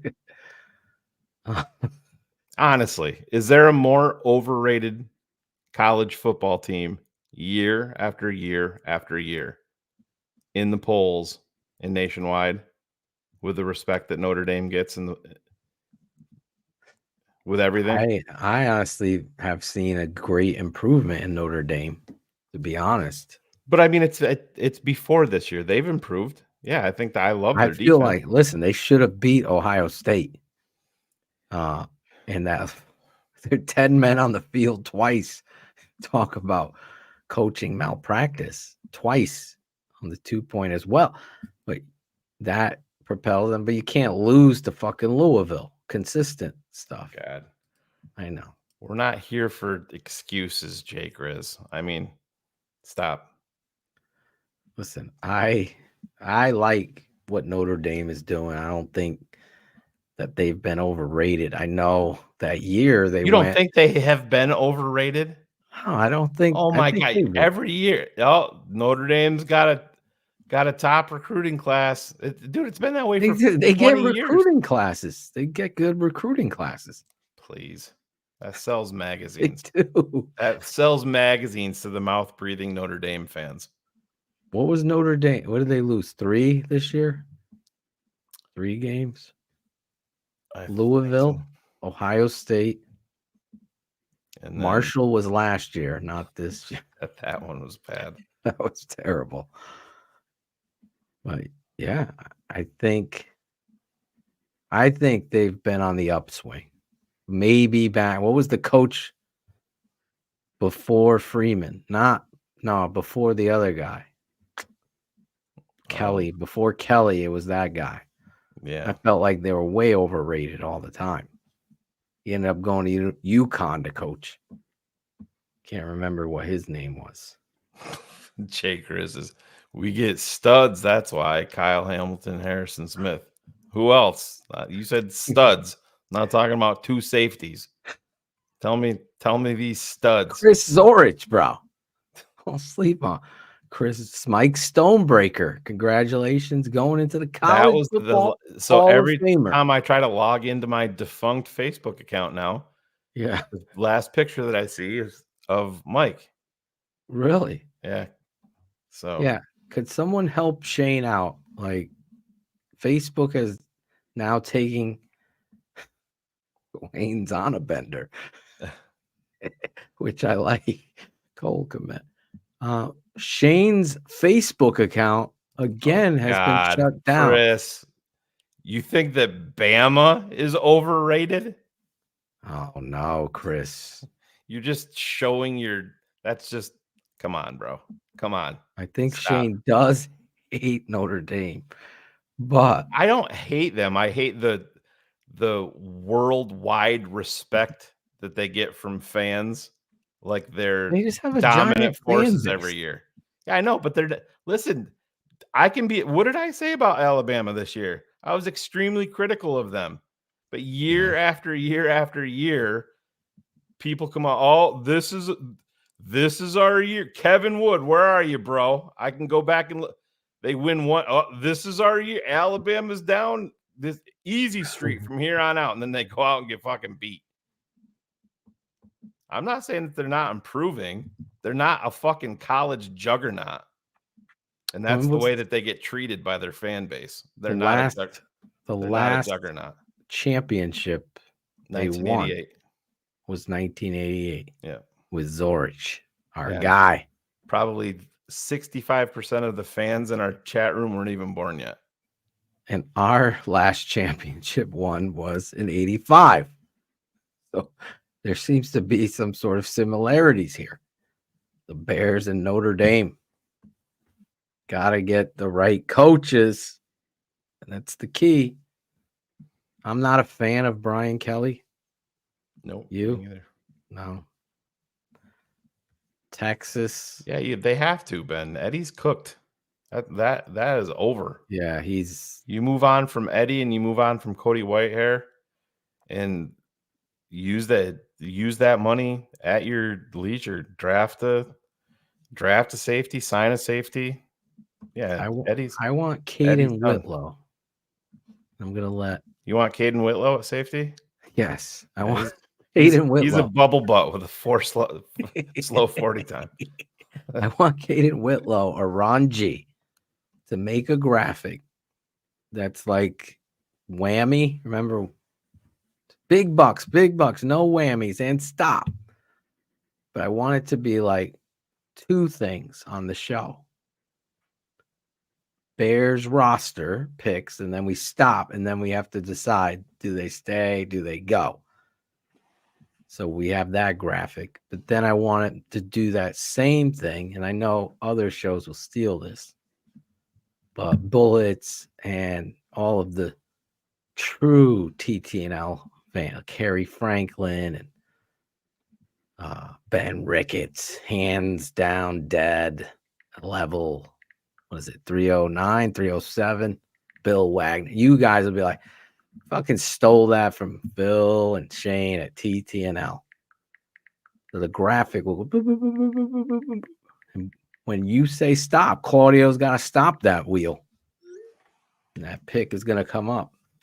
So that'll be fun because we're always looking to the off season, Shane. Because are we winning this year? What if we win the last 4? What if we beat the Packers the last game of the year? You're praising 8 games in college football. Great. Bravo. Bravo. Still talking Notre Dame. I'm proving my point. There's nothing wrong with saying that they've been overrated. People get so offended by that.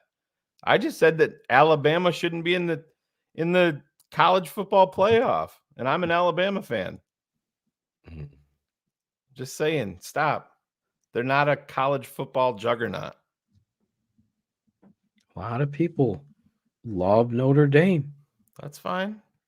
A lot of people are wrong. They're in the Sun Bowl, right? They're in the Sun Bowl. Blowing sunshine up people's asses 24/7, so they should be happy. Who are they playing? Who are they playing? Who are they playing in? Who are they playing in the Sunshine and Rainbow Bowl? I'll tell you right now. Before one of the chats gonna beat me, they're gonna beat me. I did say that, D. I Georgia should be in. He just said it. I just said that. I texted Phil and Zorich. We were all watching the same thing at the same time, and they put Alabama in, and I said, I feel so dirty right now. I can show you the screenshot. We're in a group text. Oregon State. They're playing, and is both Oregon State quarterbacks have left. Do you realize? That's what I was going to say. Is Zorich's favorite quarterback ukulele?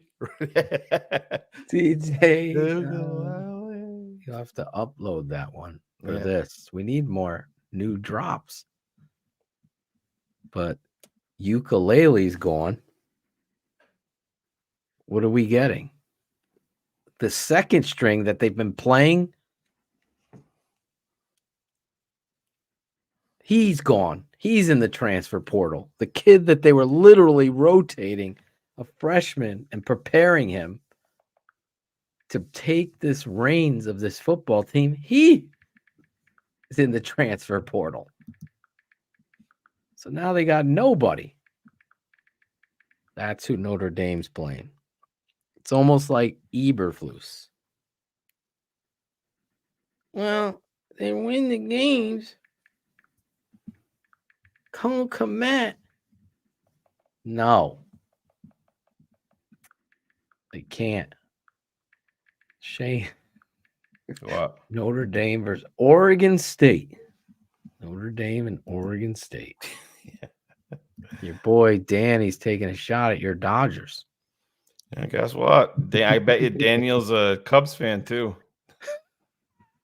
Right? Have fun with that free agency, Daniel. Cubs. Cubbies. Fly that L.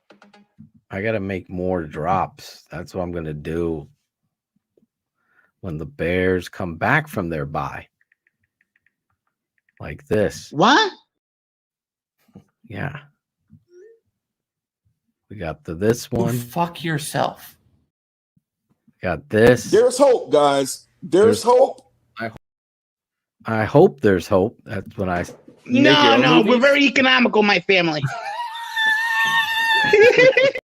You didn't know he was coaching. He was George McCaskey's family there. I am from New York, Ice.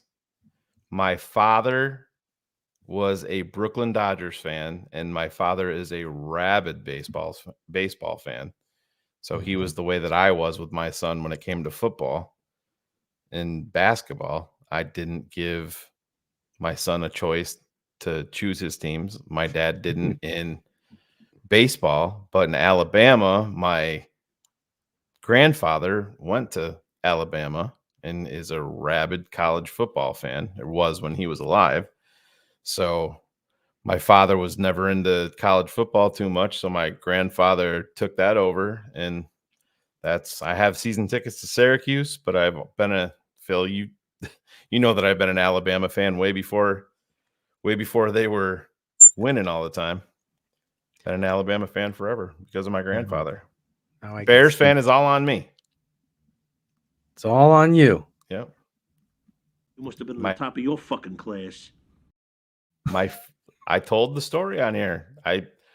My first basketball poster that I had up in my room, my mother bought for me, and it was Reggie Theus of the Chicago Bulls, part of the Cocaine Circus. Thanks, Mom. That's where it up. And I was always a Bulls fan because growing up, the school that I went to, our colors were red, white, and black, like the Bulls. So I became a Bulls fan. That was Reggie Theus pre-Jordan. I still have that poster, actually, believe it or not. Dolphins fans are calling us trash. That's fine. Yeah. We're living that. Everyone could take. You want to talk about the Bears not being relevant? When was the last time Miami was relevant? 1972, baby. Have fun. Great. Good for you. In 83, they went to the Super Bowl. And right? Lost. Shane, what about Nick Saban as the next head coach? No. Nice. 70. He's up there. He ain't. Why would you ever leave Alabama? He's going to walk out of Alabama. Yeah, exactly. Wouldn't turn down Nick Let me Saban. see. I've been living up here in the penthouse for the past 17 years in Alabama. Let's go down to that crack house down there. Palace Hall. Let's turn that ship around. Okay. Oh my God. Yeah. Saban ain't leaving. Saban ain't leaving. Did you see the pictures of the Florida State coach and the Georgia coach as young players? Did you see their pictures? No. That's what I've been waiting to see. I can't stand Kirby Smart. I didn't like him when he was in Alabama because Norwell. Yeah, he always felt like it always came across to me like he thought he was more important than Saban was, which I can't deny that he's been fantastic at Georgia. But has anybody seen the live reaction of Georgia when they found out that they weren't in the top 4? That's what I've been looking for. I wanted because I knew I have a feeling Kirby Smart went fucking crazy. He was which he deserves to be fired up. But how are you 29 wins in a row, lose this SEC champ? Yeah, and you're not in. I'm shocked that Alabama beat them. Honestly, I really am. This is what I stand by this. I know it's not Bears, but Zorich is going to be pissed that he's not here to talk about this. But he's in Vegas. I'm sure he's fine.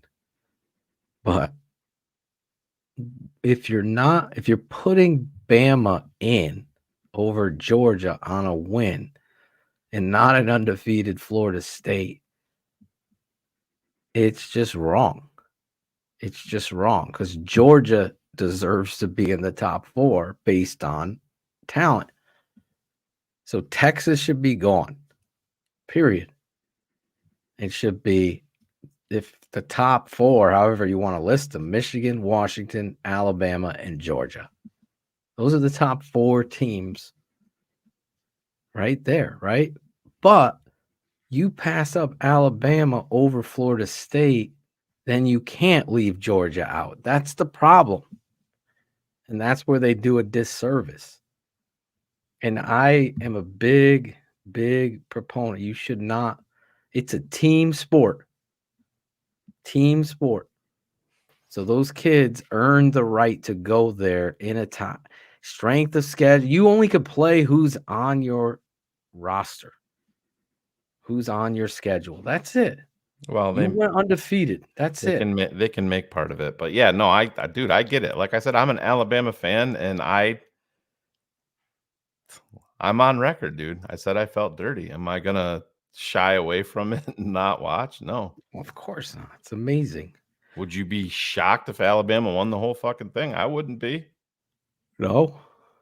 I think they'll have a bigger problem with Texas in the championship game. Washington's going to the championship. You think so? Yeah. they're gonna beat Texas. They're fucking. Who's winning the Sunshine and Rainbows Bowl? Notre Dame, bro.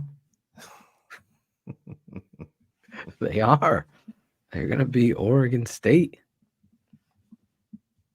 Hey, there you go. Yep, I like it. We love Zorich. Oh my God. Guy's great. So many quotes come from him on this network. These Bears media should be picking up on that. So next year, when we're doing this show, everybody will be like, Notre Dame's ranked 13th. They should have been in the college football playoff. I can't believe they got left out. It's going to 8 next year, right? Is that what it is? 8? What did I The say? Elite 8. They're talking about possibly going 12. I thought it was going to be 12. I thought it was. Is I think it it's going to be 12? 12. It's the top 4 get a bye. Yeah. And then 8 Oh, teams. shit. Yeah, 8 teams play, and then they play the. Yeah, so That's what it Notre was. Dame's still fucked. But anyways.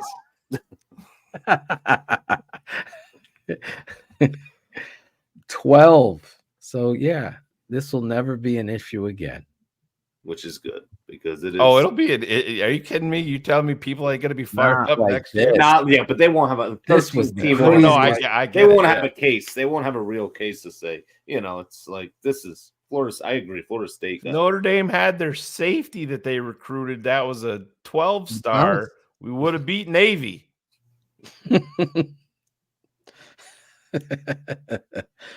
Oh my God. Oh my God. All right, everybody say goodbye to EM Dolphin fan. He's coming in here. See you, bud. Enjoy your Super Bowl. Bud. Yeah. See how he. Boy. We'll see Yeah, how I'm sure the Dolphins Dolphins have a really awesome podcast. You can go and Yeah. Everybody say goodbye. Enjoy your Super Bowl. Hopefully your quarterback doesn't get his eggs scrambled again. You got them going to the Super Bowl, huh? You think they're gonna go? That's what he said. Oh, I thought Shane. You were saying that they're gonna go to the Super Bowl. Oh no. I wasn't. A lot of things to play out, man. Yeah. Oh, yeah. I'm old enough to remember the Eagles are unbeatable. Yeah. My guy Kyle Shanahan had something to say. Yeah. You think? Man. Yeah, that's what happens. 42-19. Yeah, couldn't be done. You know what I was pissed about? Well, you know what the best part about that was Debo talking his shit, and then man, did he back it the fuck up. When he looked like Walter when he took off and just did a strut step and buried his shoulder into. Yeah. I'm like, yo, I just love guys. That like offense is on another level when he's. Did you guys know that Debo was originally supposed to go to Notre Dame? Oh yeah, I'm kidding. Bullets is Poor Notre Dame. Poor Notre Dame. Rudy. And that story was all bullshit. Ask Joe Montana about that one. It's all fucking fake. Zorich talked about it. Yeah. Like none of them like him. Zorich likes him. A fucking elf. Elf on the shelf? Weren't we watching Rudy on our way to Modern, the dinner that Claudio didn't meet me at? He might have. Weren't we watching that in the van? I think so. The DVD was in the van. Feels like, is this supposed to be smoking like this? My van.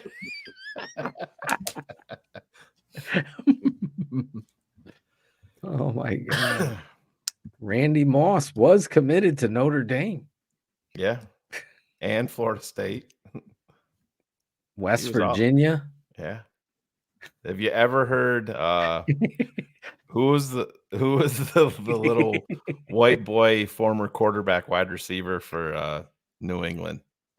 Shit, I'm blanking on his name. Julian Edelman? Edelman.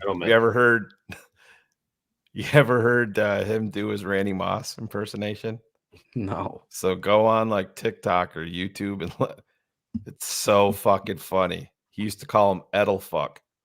Really? Yeah. He was walking by like Christmas Randy Moss was talking to his mother, and Edelman was a rookie. He's like, "Hey, Randy, tell Mama Moss I said Merry Christmas." He's like, "Edelfuck, you don't talk to my mama. You go get my hot tub set to 103 and bring me a Gatorade." It's so fucking great, dude. Edelfuck. That's what he called him the whole fucking year. Edelfuck. I think it's Edelnut. Edelnut. Is that what it was? Yeah. Edelnut. Something like that. Yeah, Edelnut. Right. That's right. It's Kerry Franklin that's saying EM Dolphins a fucking nut. Yeah. Yeah. Thank you. Kerry's throwing $2 to tell him to fuck off. Bullet's probably right there. Zuckerberg's a Notre Dame fan. Fuck that Marsaw guy. Edelnut. It's so good. You gotta look that up. That. I gotta see that. I did see the greatest Walter Payton fucking video in a long time. Yeah. It's on YouTube now.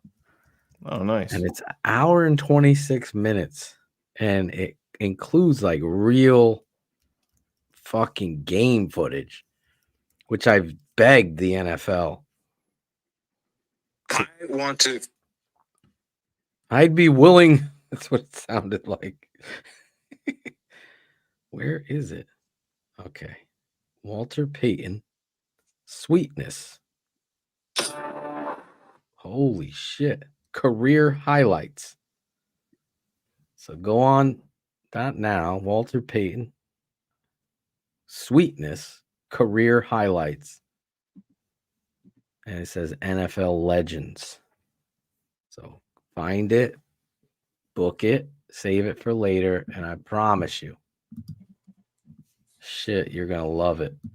You're going to love that shit. It's a great showcase of Walter Payton.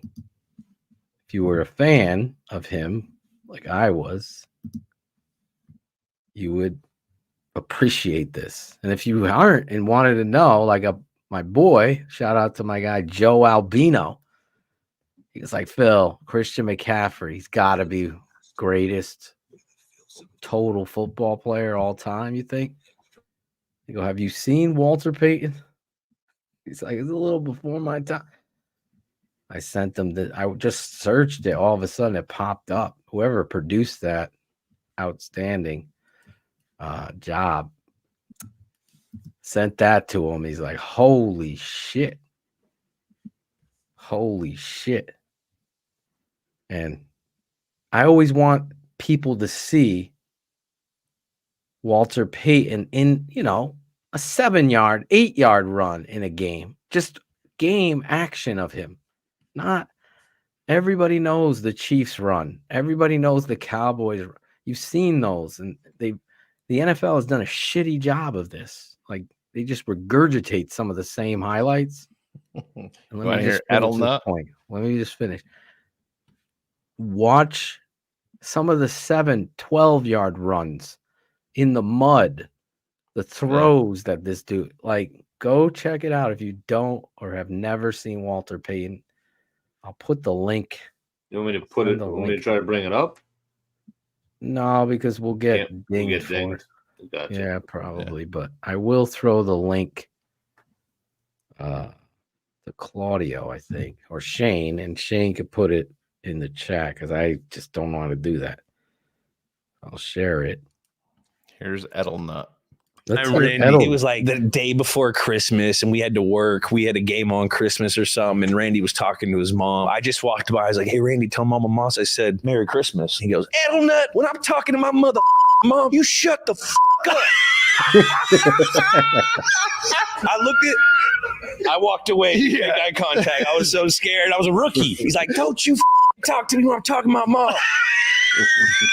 But he'd always love me up too, Of course, we have the same laugh, me and this guy. Oh, dude, Kelsey, right? Jason Kelsey. Yeah, he's a free agent, right? Is he going to be a free agent? Oh, Kelsey, yeah, he's gonna retire. He's not playing no more.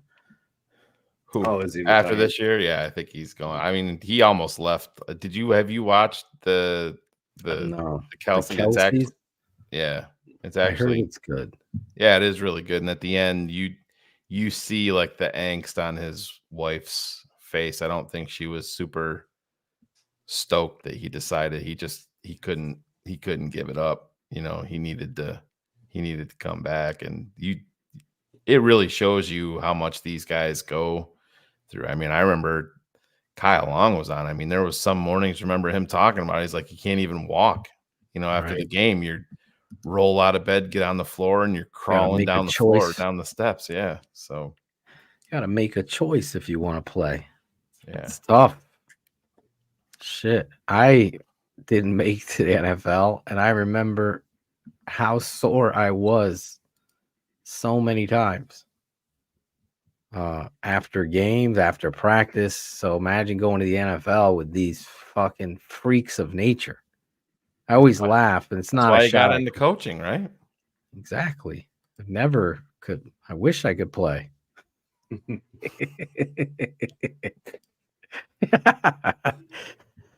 It's not a shot at Claudio, but it's the truth. Like, in humankind, nobody can tell me, because this is one of my gifts that I know I have.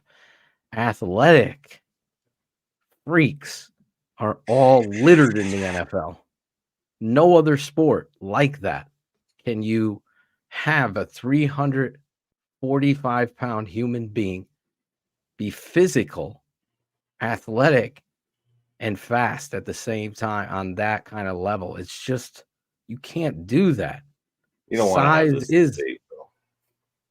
No, they're great athletes, but they play a very small amount of time, so they couldn't do that because an extended amount of time. So I mean, if they have to play that, talking about soccer in regards no, to I'm talking about running? any sport. Those guys that big could not play basketball. They couldn't play. You know, they couldn't handle that much running. So they're great athletes, of course. Don't get me wrong. Hey, real quick, that link that you sent me, Phil. Yeah.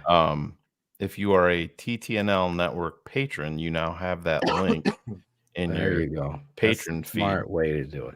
So if you'd like to sign up, head over to thetapeneverlies.com. I literally am 40 minutes into it. Yep. It goes by the year. So it starts in 1975.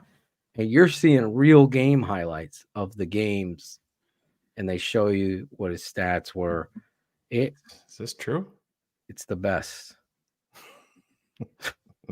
I probably am. I'm calling bullshit, Bill. I'm calling bullshit. Definitely faster than Luke Getzey. What did Luke Getzey run? I can look it up. Let's look it up.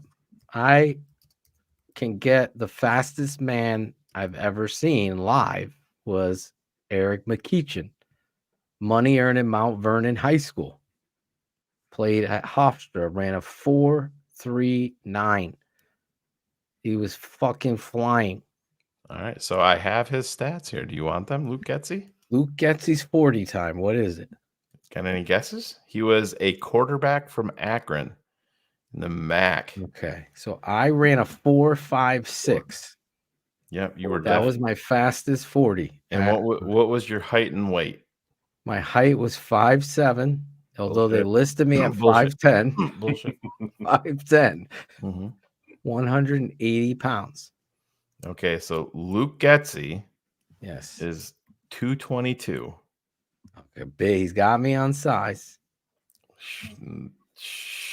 Completely shocked on that one, but his 40 time. We have any guesses? 4.9. That was sneaky funny. Claude was almost 40 time. 4.99. What about top end speed during his 40-yard dash? What was his max speed? You have that? 16.39 miles per hour. You have that? 20-yard shuttle, 4.46. 3-cone, 6.95. His pro day was on March 9th, 2007. Height, 74.5 inches. Weight, 222. What else we have? Hand size 9.50, arm length 31.50. Vertical jump, Phil. Any guesses? 30 inches. 32.5. Look at that. 3-cone 6.95. Overall combine grade F. overall rating out of 100, 23. Well, he made it to the combine. Yep. I did not. And he was a quarterback. So we give him his RAS score of F. Yeah, well, yeah, it might be F minus. Probably like a 2.38 RAS score. But listen. So do you want some NFL draft news that shocked me today? I listened to the first pick draft podcast. Rick Spielman is on that. Oh, what's his name is gone now. Former Vikings. Is this the ESPN show? No. This is through CBS. Oh. So former Vikings. Todd McShay is gone, right? Yeah, maybe it's not the first pick. What the fuck? Let me look it up. That one, I believe, is the first pick. What is it called? Yeah, with the first pick, this is called. That's different. Through CBS Sports, but Rick Spielman is on it. Spielman and Brugler, the Brugler Bible that Adam Hogue lives for? Said he's even surprised himself, and he said if he was in need of an edge rusher in this draft, and Will Anderson and Dallas Turner were on the board together, he would be hard pressed not to take Dallas Turner. Come on. I'm dead serious. And he is a massive Will Anderson fan. Massive. Jesus. And I was not there. Dallas Turner has played well lately. I shouldn't say well. He's played very good all season long, but he's improved his play lately even more. But that one took me aback. Well, when he said that. It takes me aback. I would never have him that high. And he said if he had the number 1 pick in the draft, he would take phone calls, but he wouldn't pass. It's very easy. Yep. If we have the number 1 pick, you have to take Caleb Williams. Sorry. Bare truth, he is fantastic. It's all medicals with him. When you have a neck injury that you retired from football for 2 years, that is going to tell this fantastic player. You're 100% correct. It's all going to come with medicals. Latu is a way, and I like Verse. Latu is a neck injuries are just. I mean, Phil, you got to admit, man, neck is a different. You got to be concerned about it. Yeah, Peanut Tillman was able to come back from a broken neck. I mean, is he playing now? Well, that is the box number 1, and Latu is outstanding. Okay. I'm looking at this one guy's rankings, these early rankings, and they have Olu Fasanu. Yep. Number 11 overall player. I'm like, oh my God. Josh Lucas didn't have him as his top offensive tackle. He has Alt, right? Nope. Latham. He's got Latham? Yep. Yep. Oh my God. Yep. Latham isn't in my top. He's not my top. Yeah. But again, it's very early. Oh yeah. Yeah, he said he's definitely got to drop weight if you want him to play. He's got to really get in shape. He's got power though. Oh yeah. He sure does. The kid. We have so much time to talk draft. We will, like nobody else. We just talk about it earlier and earlier because we're Bears fans. You get forced to talk about it. Yeah. And we might not. We might have 1 and 2 picks. We don't know. 1 and 2. Might have 1 and 5. Might have 2 and 5. 2 and 6. Whatever it is. the season still has to play itself out. How that is going to play itself out is going to be decided on Sundays. Yeah, I'm not a fan of Chop is a good one, but Isaac, his running mate, he's going to be a dude that I think everybody hears from an awful lot that nobody's talking about. Write that one down. Adisa Isaac. He's the other dude in Penn State. Right. He's going to be a good one. I can't believe the Ohio State quarterback put himself in the transfer portal. Over 1,000 players are in the portal. He started all year. Yeah. And you're bouncing. What does that say about the head coach? That he wasn't willing to pay as much as the next team? Yeah, because he's yeah, we're gonna find out all those things coming in the off. You would think that once he said, you know, we're gonna find out all those things, he didn't give the vote of confidence to the kid. Now there's just so many. Now there's thousands of people in the portal. Oh, it's craziness. Oh yeah. And the NFL is crazy. Now, what Chicago Bears team is going to show up this Sunday? Bears at home versus the Lions. And the Lions on the ropes. They were up 12 with 2 minutes to go in the game. A little over 2 minutes to go, and they lost. Shane, the first time. Yep. How do you see this one playing out? Well, do I think that they can hang with them? Yeah, I think this is going to tell a lot. But it's just, listen, you can only get punched in the face so many times before you just revert to the norm. Would I be shocked if the Bears won? Would I be shocked if the Bears got punched in the fucking face because they've rested on their laurels over the bye week and read, oh, the defense is back and we're rolling? None of it would surprise me. So, I mean, are we doing you want me to pick what I think is going to happen? Might as well do that segment. Jackal segment no longer exists. Claudio hasn't done a cut it out in 16 weeks. I had it set up. Claude's counting down. We had to cut the show short. Claude's counting down. He's like, I got my big fucking clock. Got 5 weeks to go and the show's over.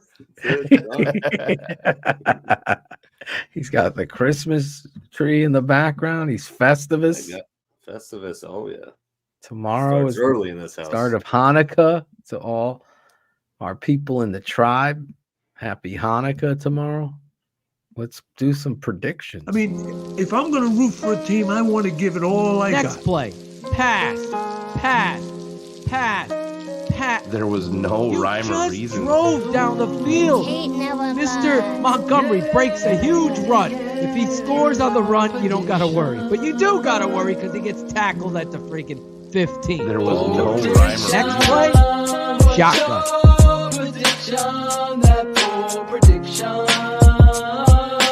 The tape never lies. Bold prediction. What's your prediction? What's your prediction? The old line is playing shitty. What's the skinny? No identity. If Nagy can't find it, Bears will seep it with the enemy. Red zone opportunity. Once again, they gotta settle for 3. The reality of coaching when the defense has to carry the team. Prediction. What you think would happen versus what does. A light year from the Super Bowl and now we're losing buzz. Nagy has no answers, just predictions that don't change. The segment is the truth. Give it by the guys and feeling shamed. What's your prediction? That bold prediction. The tape never lies. Bold Never prediction. does. What's your prediction? Bold prediction. Where is that guy with the glasses other than me? Cars. We got to get him back on. Cars. Keeping it 100. Bold predictions. We haven't heard that song in a while. I was having fun listening to it. Bold predictions. A lot of reports is Kevin Warren is taking over football operations. Wouldn't that go against having a GM? I could see input, but you got to let your GM do his job. Poles has done a great job rebuilding what pace left, in my opinion. I don't that think would be him firing. Yeah, I don't think he Poles. said he was taking it over. He wanted to be more involved, and I 100% agree with that. I think it needs to be. Yeah, Ryan has philosophy. He has, an idea, a blueprint of what he wants to do, and I 100% think that Kevin Warren needs to be a part of that, and he needs to question things that has questions on all day long. It's got to be a partnership. Totally agree with that. I have no problem with Kevin Warren wanting to put his stamp on this football team. If I was in that position, I would do it the same way. I'm going to build it the way that I want to build it, not the way that somebody else wants it built. Right. I mean, you could smell what the Rock is cooking and what the Bears are cooking, right? And it doesn't smell good. So the Chicago Bears under Kevin Warren, who has had no say in hiring Poles or Eberflus, has been a half a year on the job and wants to recognize who should stay and who should go, and everybody should be watching their backs sort of energy. Well, the coach sucks. You have to decide. Are you cleaning the GM and the coach and getting people in here that you know can fix this? It's Jim Harbaugh, your penicillin here. It should be. And Jim wants to say who should be the GM. Then Ryan Poles, thanks. Loved your pick of Velus Jones and a great job with some of these guys. And see you later, bro. We're bringing in whatever Jim wants, Jim gets. And that ain't the McCaskey way. It has never been. Ted Phillips put the kibosh on trading for LaDainian Tomlinson and so many other stories of Ted Phillips who wasn't involved in football. Oh, yes, he was. And Deuce McAllister. Same draft. And more. Didn't want Randy Moss. Bunch of more shit. So the reality is Kevin Warren, executive, whatever you're going to title him, has to be in the position as president to decide the fate of the GM and the coach. It's got to be that. It can't be what Shane said for the fourth time. Oh, now we're going to hire Dick Duran's. Last year we signed Rex Grossman. Now Lovey inherits Grossman. Then the next coach inherits, and then the next. This is the Bears, man. Yeah, we're used to it. That's for sure. Gotta be changed. Bad news, Bears. Jay Grizz is predicting a 24-21 win for the Bears. Muck, 21-10 Lions. Yeah, Jay Grizz predicted that was going to be the score of Oregon State over Notre Dame in the Sunshine and Rainbows Bowl. Cam, 28-10. Justin gets one TD pass to DJ Moore. He's going all in on the stats. Ron Winarski, 35-0 Lions. Oof. Will Eberflus be fired the next day? They're not firing anybody at this point, guys. 31-17. Bears. Jose Torres. Jose. He's got belief. Is there any other picks? Looking for your picks. Ray Morris, 23-20, Detroit. His bold prediction is one of those touchdowns is from number 33. Finally gets that pick six off of this clown and Jared Goff. Mike Williams, 27-21 Bears. Look at that. Kerry Franklin, 26-12 Bears. Justin Fields and DJ hook up for two tutties. Nate, 31-27 Lions. Jailbreak. 26-12. T3P pod. Oh, sorry. They didn't predict anything. 31-13 says Joseph Bolinski. 24-12. We don't see the end zone again. It's this time it cost us. So he's saying Lions. I'm reading through his lines. 24-12 Lions. Steve, 17-14. Steve, another Steve. Two Steves. 28-24. Bears, both Steven and Steve, Shane, predict the Bears to win. Mo Beerman, 28-17. Lions, Monty scores 2 tutties. So that gets us to Claudio. What do you think, Claude? Dude, here we go. Where's our music for this? You know, I think we are going to definitely stay. It's going to be a close game. I think we showed that we could have beat them in their house. So it's in our house. We should definitely keep it at least close.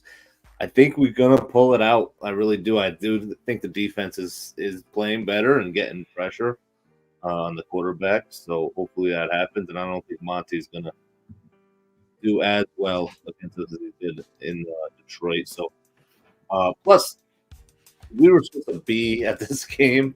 And so, of course, they'll win this game when we are not there. That's another reason why I think maybe we might win this game. But so, yeah, I think I'll say Bears 27-21. And bold prediction is Bears win 27-21. 27-21. And bold prediction, Montez Sweat is causes a sack fumble and somebody returns it for a touchdown. That'll put him into the double digits on the season. Yeah. 10 sacks. That'd be sweet. So fuck you, Mike Lombardi. I hope he gets like 3 sacks this game. He should have had more than the 1.5 he got the last time. Did they say that Justin Fields has had 3 straight 100-yard rushing games against the Detroit Lions? I know he had one when we were there. Yeah. First game this year. Did he go over the 100 that game? Somebody said that today. I'm too tired to go back and look it up. But where's Jackal when you need him? Must be on another Bears show.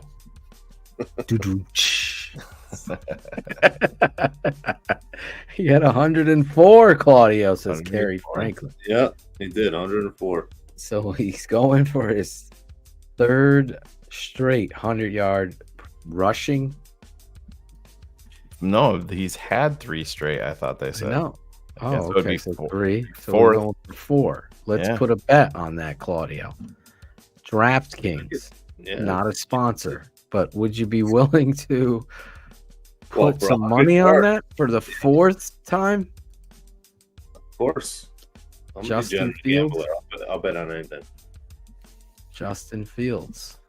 He's going for it 4 times.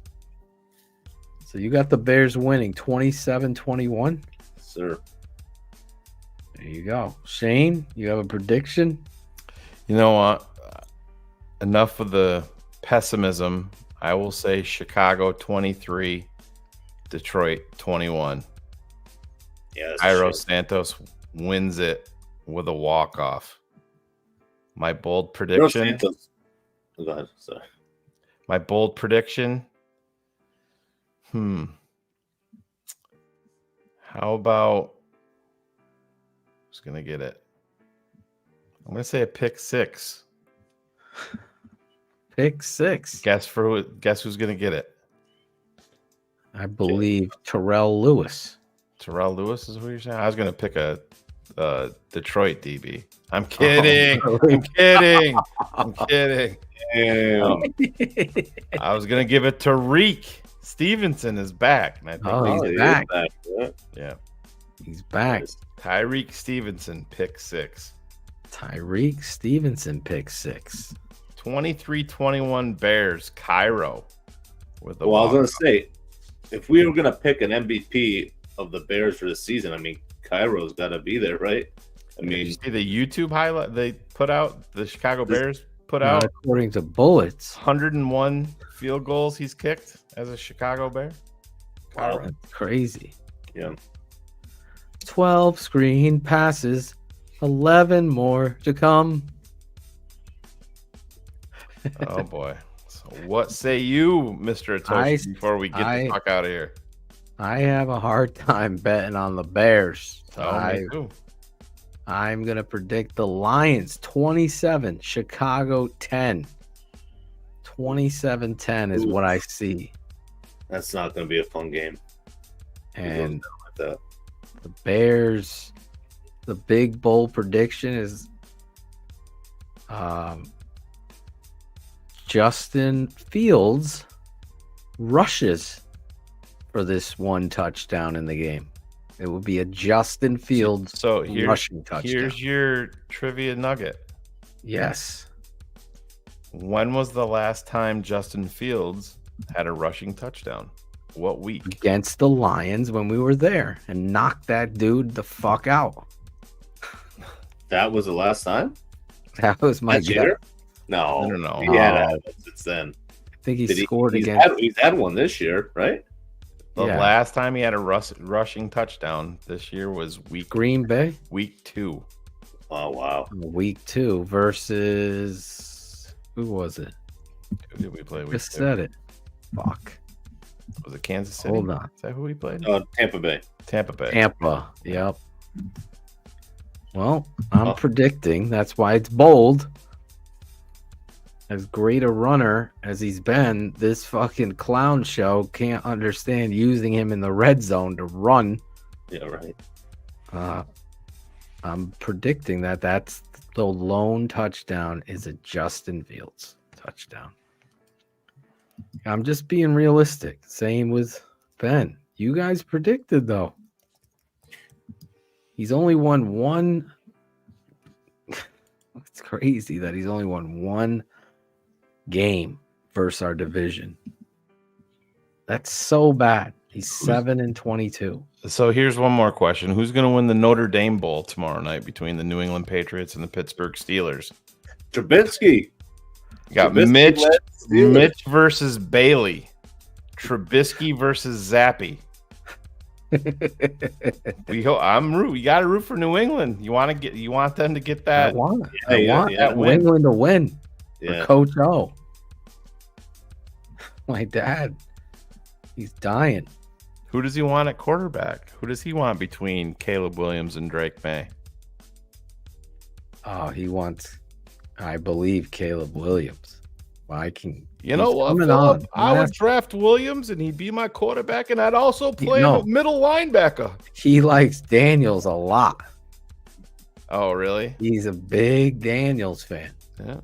Nothing else big about Daniels. He's not worried about his skin. 186 pounds. He's like Jared Goff is skinny. No, he's talented as hell. He is a motherfucking talent, man. Is he going to win the Heisman? Who's winning the Heisman? Oh, I think it's going to be Penix. Penix? Yeah, Washington, yeah. Who do you guys pick to win the Heisman in the chat?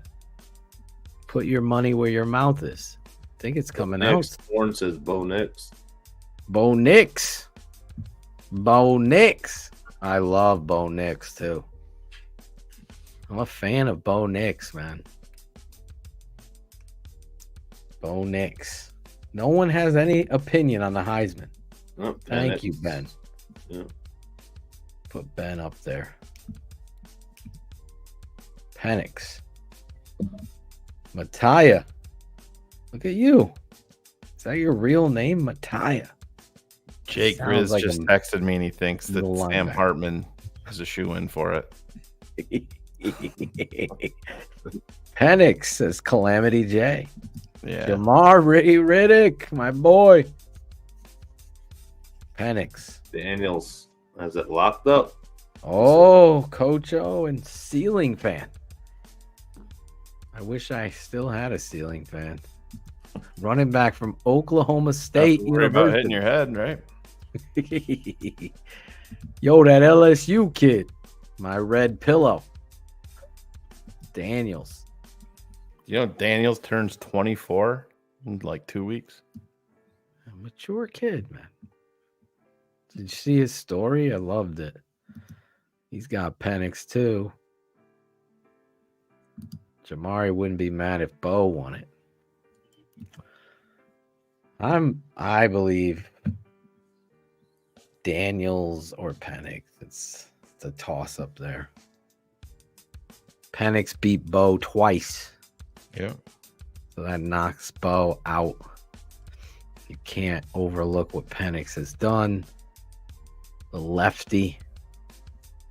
Last lefty quarterback the Bears had, Claudio. Who was it? What was that? What'd you say? It's like a drop. Last lefty quarterback the Bears had.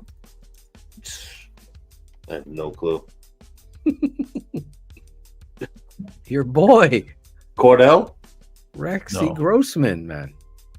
Sexy Rexy. Rexy was left. He was a lefty? He wasn't a lefty. What are you talking about? No, I'm trying to think now. I don't know. Cade McNown. Cade McNown. Yeah, Cade McNown. Thought someone in the chat would get this. I wanted to see Claudio's face on Rex. You had him all fucked up. He's like, wait, he was a lefty? That's what I was saying. I don't remember seeing him throw to Bernard Berrien. Bernard Berrien. Throwing him with his right most of the time. Rex had a great release. Wasn't Bernard? Yeah, I was not not here here for for that that interview. He was always getting sacked from the left side. I wasn't here for the Bernard Berrien interview, but that was one of the strangest ones we've had in our history. Yeah, it was very. He was very defensive at first. He shit all over his intro. Like, that was weak. So he liked the intro. It was my setup of the intro. Yeah. He did not like it. That was so odd. Very uncomfortable at first. It wasn't Wade Wilson versus what's his name? What did he kept calling him? Remember that Wade Wilson? What was the dude, the interviewer from ESPN? Jim Rome. Oh, remember this? Oh shit. Yeah, it wasn't Wade Wilson. It was Jim Everett. It was Jim Everett. Calling him Chris. Wade fucking Wilson. He kept calling him Chris. You called me Chris one more time. He's like, "What'd you say, Chris?" That's got me written all over it. You know what I mean? You get to the "I don't give a fuck" point, and you're just like, flip the table. Dude, I dare you to do it one more time. Rome was an asshole. Oh, yeah. he was. Huge asshole. Though. But you had to laugh. He's like, "You do it one more. I dare you to do it one more time." He's like, "What do you mean, Chris? You just fucking dropped and kicked him right in the dick right there." I wish we could play it. Oh yeah, It was so That was great. great. Oh my god. Oh, that The shit's fact that I thought it was Wade Wilson is yeah, hilarious. I'm like, what the fuck? Wade Wade- Wilson. Wade Fuck Wilson. is Jim Rome interviewing Wade Wilson for? Wade Wilson. Yeah, Chrissy Everett. Fucking Wade Wilson. What number did he wear for the Vikings? Can you see him? Was it 11? Yeah. Yeah. That's what I see too. Yeah. Number 11. Fucking beating us. Look at Anthony. Worst Gordon. number to wear as a quarterback. 11? No, I don't think so. Oh. No, I'm asking you. Oh, worst number to wear as a quarterback. Let me think. Trying to think. I'm not a big fan 5? of. It's a weird number to have. I like 5. Donovan McNabb. I gotta say 19. Yeah, that'd be Bernie Kosar. Yeah, was there any good 19? I gave you one. That's it. Just Cam's with me. Yeah. Nice one. 19. I'm with 19's gotta be the worst in my mind. Yeah, I could sign up for that. I couldn't see a 0 on a quarterback. No. That would look ugly in my opinion. What about something over 19? Johnny U. 20s? Huh? Yeah, I wouldn't want a quarterback and do a 20 quarterback and a 20, 30, 40, 50 number. That would just weird, blow my fucking mind. I'd hate it. Yeah, It's 13 weird. is not bad on a quarterback. I can well, that's because you love Caleb Williams, bro. I love Dan Marino too. I was You always jealous that we didn't have Dan Marino. I'll be honest. Yeah. Like fuck, could have had Dan Marino. Ivan Vargas. Ivan Vargas. There he is, my boy. 6. Cuddy. Yeah, Cuddy. 6 ain't the best. Gotta agree. 6 ain't the best on a quarterback. What about worst number in general in football to have on a jersey? 40 something. 45. Yeah, 45 is pretty weak. 37 is 43s. You always say I like 37. Yeah, no, not me. 37 is not bad to me. I was 45 sucks. I was never a fan 19 of 58 sucks. for whatever reason. Really? Yeah, never a fan of 58. Yeah, 48 sucks. Yeah. Not Krutz? I agree. Was it 58 Krutz? No, 57. Oh, he's 57. Yeah. I like 58. Wilbur Marshall. Yeah. 46. Jay Lewinberg. Oh, 43 is a bad. I'm pro 44, Ben Ricketts. I love 44. 43 is a fucking bad number. Allstott was 44, right? Yeah. Mike Greenworth. My 43. son went straight for the 44 jersey on his basketball team, but it was how did that game go? Dude. I didn't want to. Oh boy. They're up by 2 in overtime. Dun, dun, dun, dun, dun, dun, dun, dun, EK, dun. the team they're playing, Edwards Knox, was discombobulated, let's just say that. And this fucking little nerdy ass kid comes out of fucking nowhere and dives and grabs the fucking ball and heaves it up over his fucking head. Who fuck yourself? Exactly. Banks it in. 3-pointer at the fucking horn. And Oh, shit. won it by Oh my one God. at the fucking horn. Is there video footage of this? Oh, Someone. yeah, it's on demand because they like all of the school that Riley goes to, like I told you, is like it's big time into basketball. Like they state champs 2022. I mean, it's big time. And all of the games are on the NFHS network, home and away. It's a robot controlled camera. And every school, it's no play-by-play. It's just the game. It's got the scoreboard up there, and it's a robot cam, and it does it seamless. It's pretty dope. Ugh, Oh yeah, dude, they lost. jealous of them. We got Claudio. No offense to Claudio. They carried There this, he is with his phone. He's ready to film. they carried this little fucker. They carried this little fucker off the court, and I'm like, you gotta be shitting me. Yeah, I was so mad. Rudy. Yeah, How'd your son do though? What was his stat line? 16-6, game 1. So yeah, 16 points, 6 rebounds. 6 rebounds? That's Yeah, good. he's a That's good good. ball player. What was the 7th grade. score? What's that? What was the score of the game? 52-51. Oh, so you got 16 of 51. That's pretty good. Yeah. So 52. No, I was looking up. When I was looking up, we were talking about numbers. I was curious. There's been 5 numbers that are not in the Hall of Fame. There's only 5. Really? Yep. You guys want to guess? 61. No, that's not one of them. That isn't?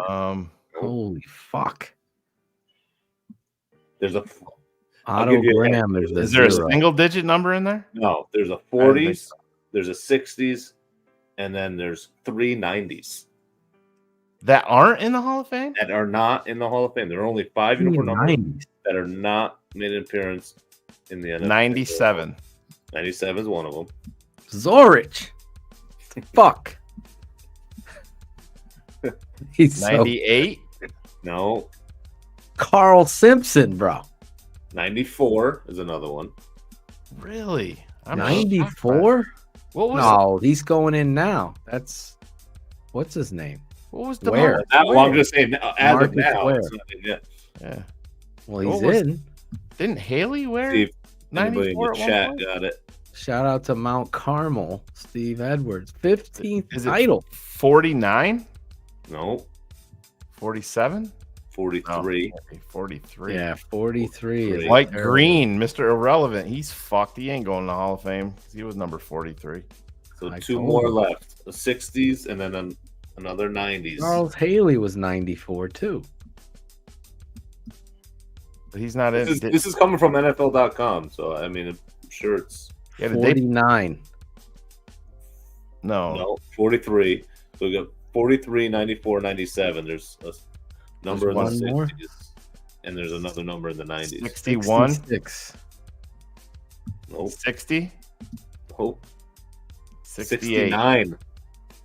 69. 69? Henry Melton, you're fucked, bro. Fucking no 69? No 69. And that's a great number. Yeah, really. Palomalu was in, isn't he? Yeah.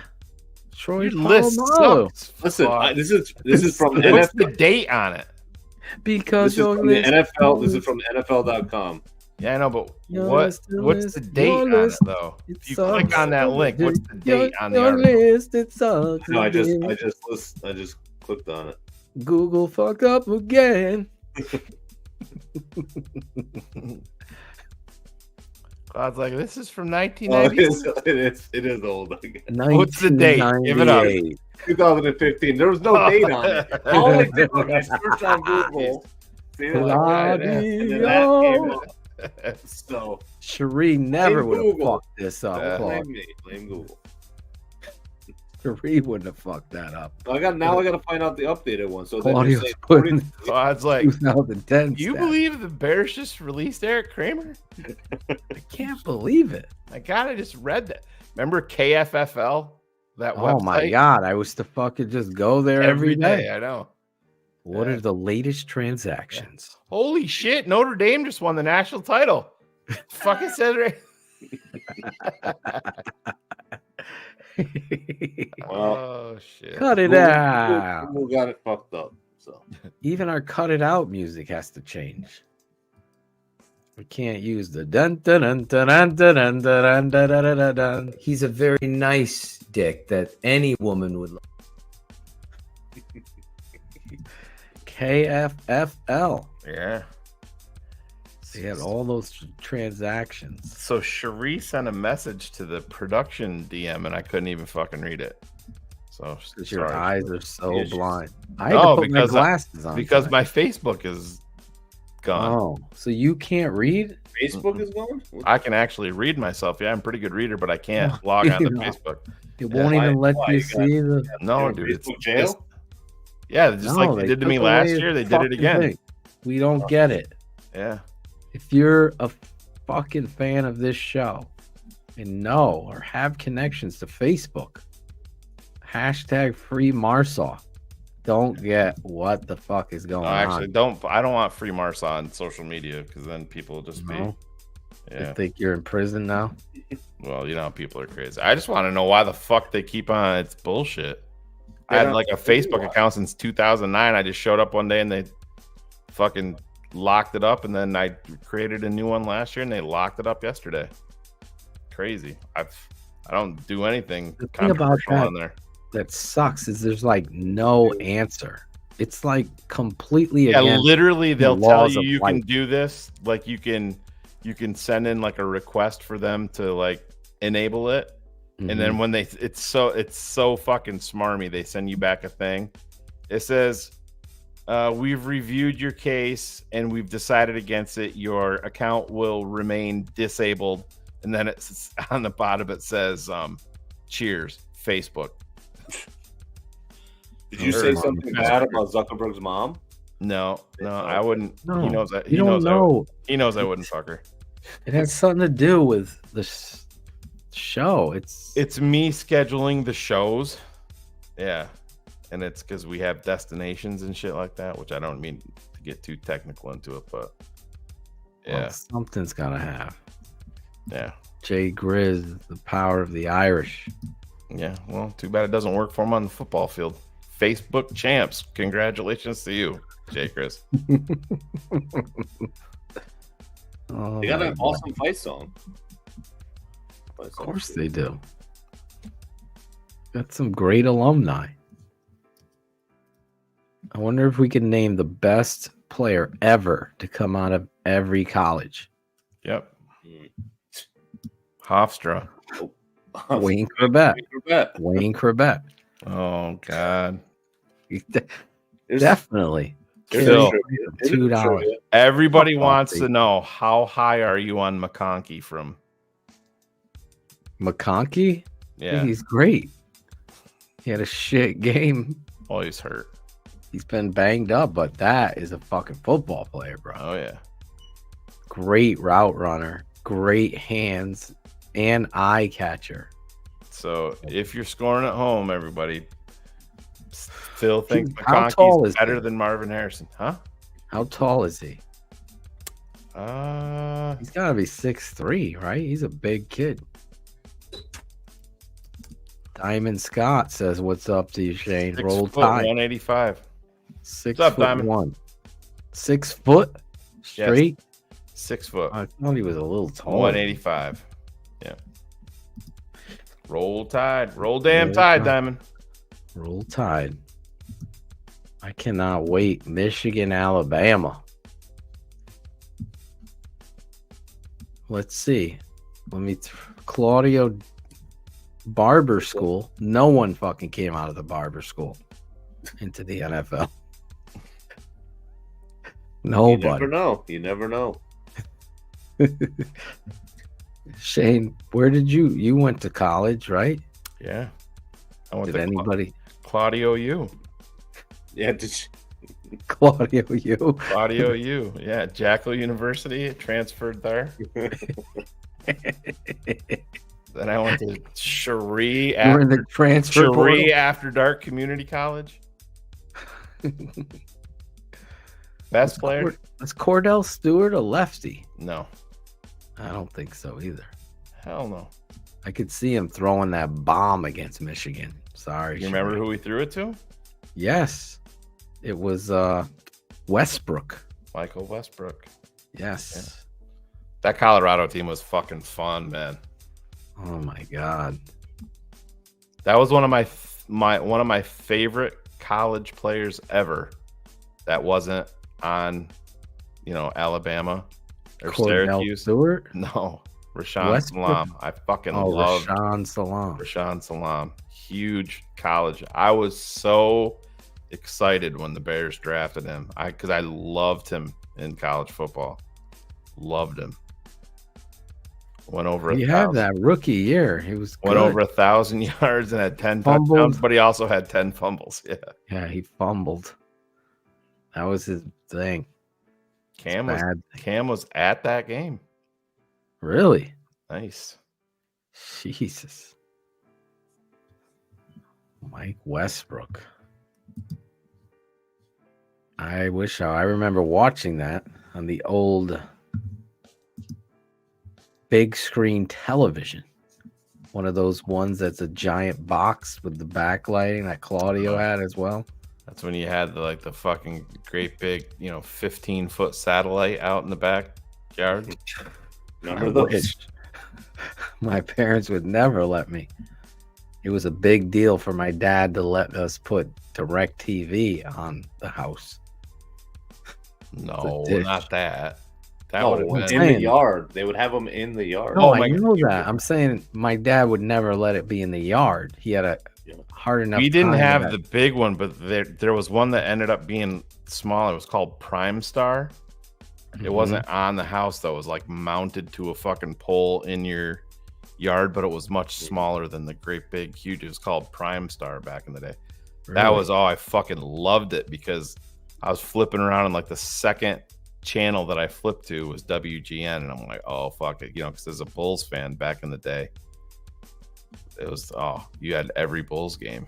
It's the projection TV. Yeah. Crime Star, I never heard of. Watching Saved by the Bell. You were a big fan of which chick on that show? Oh, dude, Kelly Grabowski? Kapowski. Yeah.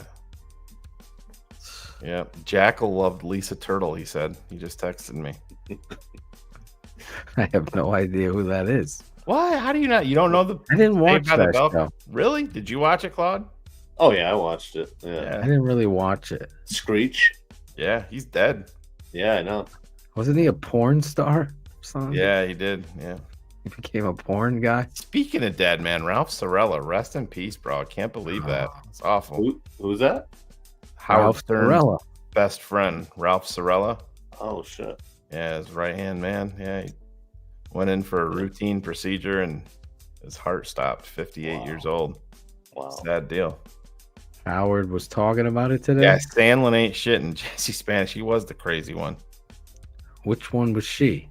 She was what was that fucking flick that she was in where she was like all goody two shoes on the show and then she fucking Showgirls, yeah. Oh, that girl. She went off, yeah. Yeah. But I guess in like the look back, I guess they were like all fucking each other except for Screech. They say looking back. Really? Yeah. This dude, what's the Zach? Is that his name? Zach Morris, Mark Parr. Zach, he's got some new show on Peacock that's supposed to be great. Found or something. He's a former like kidnapper, something like that. And one of his kidnappees kidnaps him as an adult, and she's now like a solver and has him in her basement helping her solve these kids. So it's a pretty cool setup. I haven't watched it, so I don't know. I'm on episode 4, season 3 of the Righteous Gemstones. Dude, fucking Right. my ass Listen, off. if you guys did you guys ever watch Squid Game? No. The new one on Netflix or the original?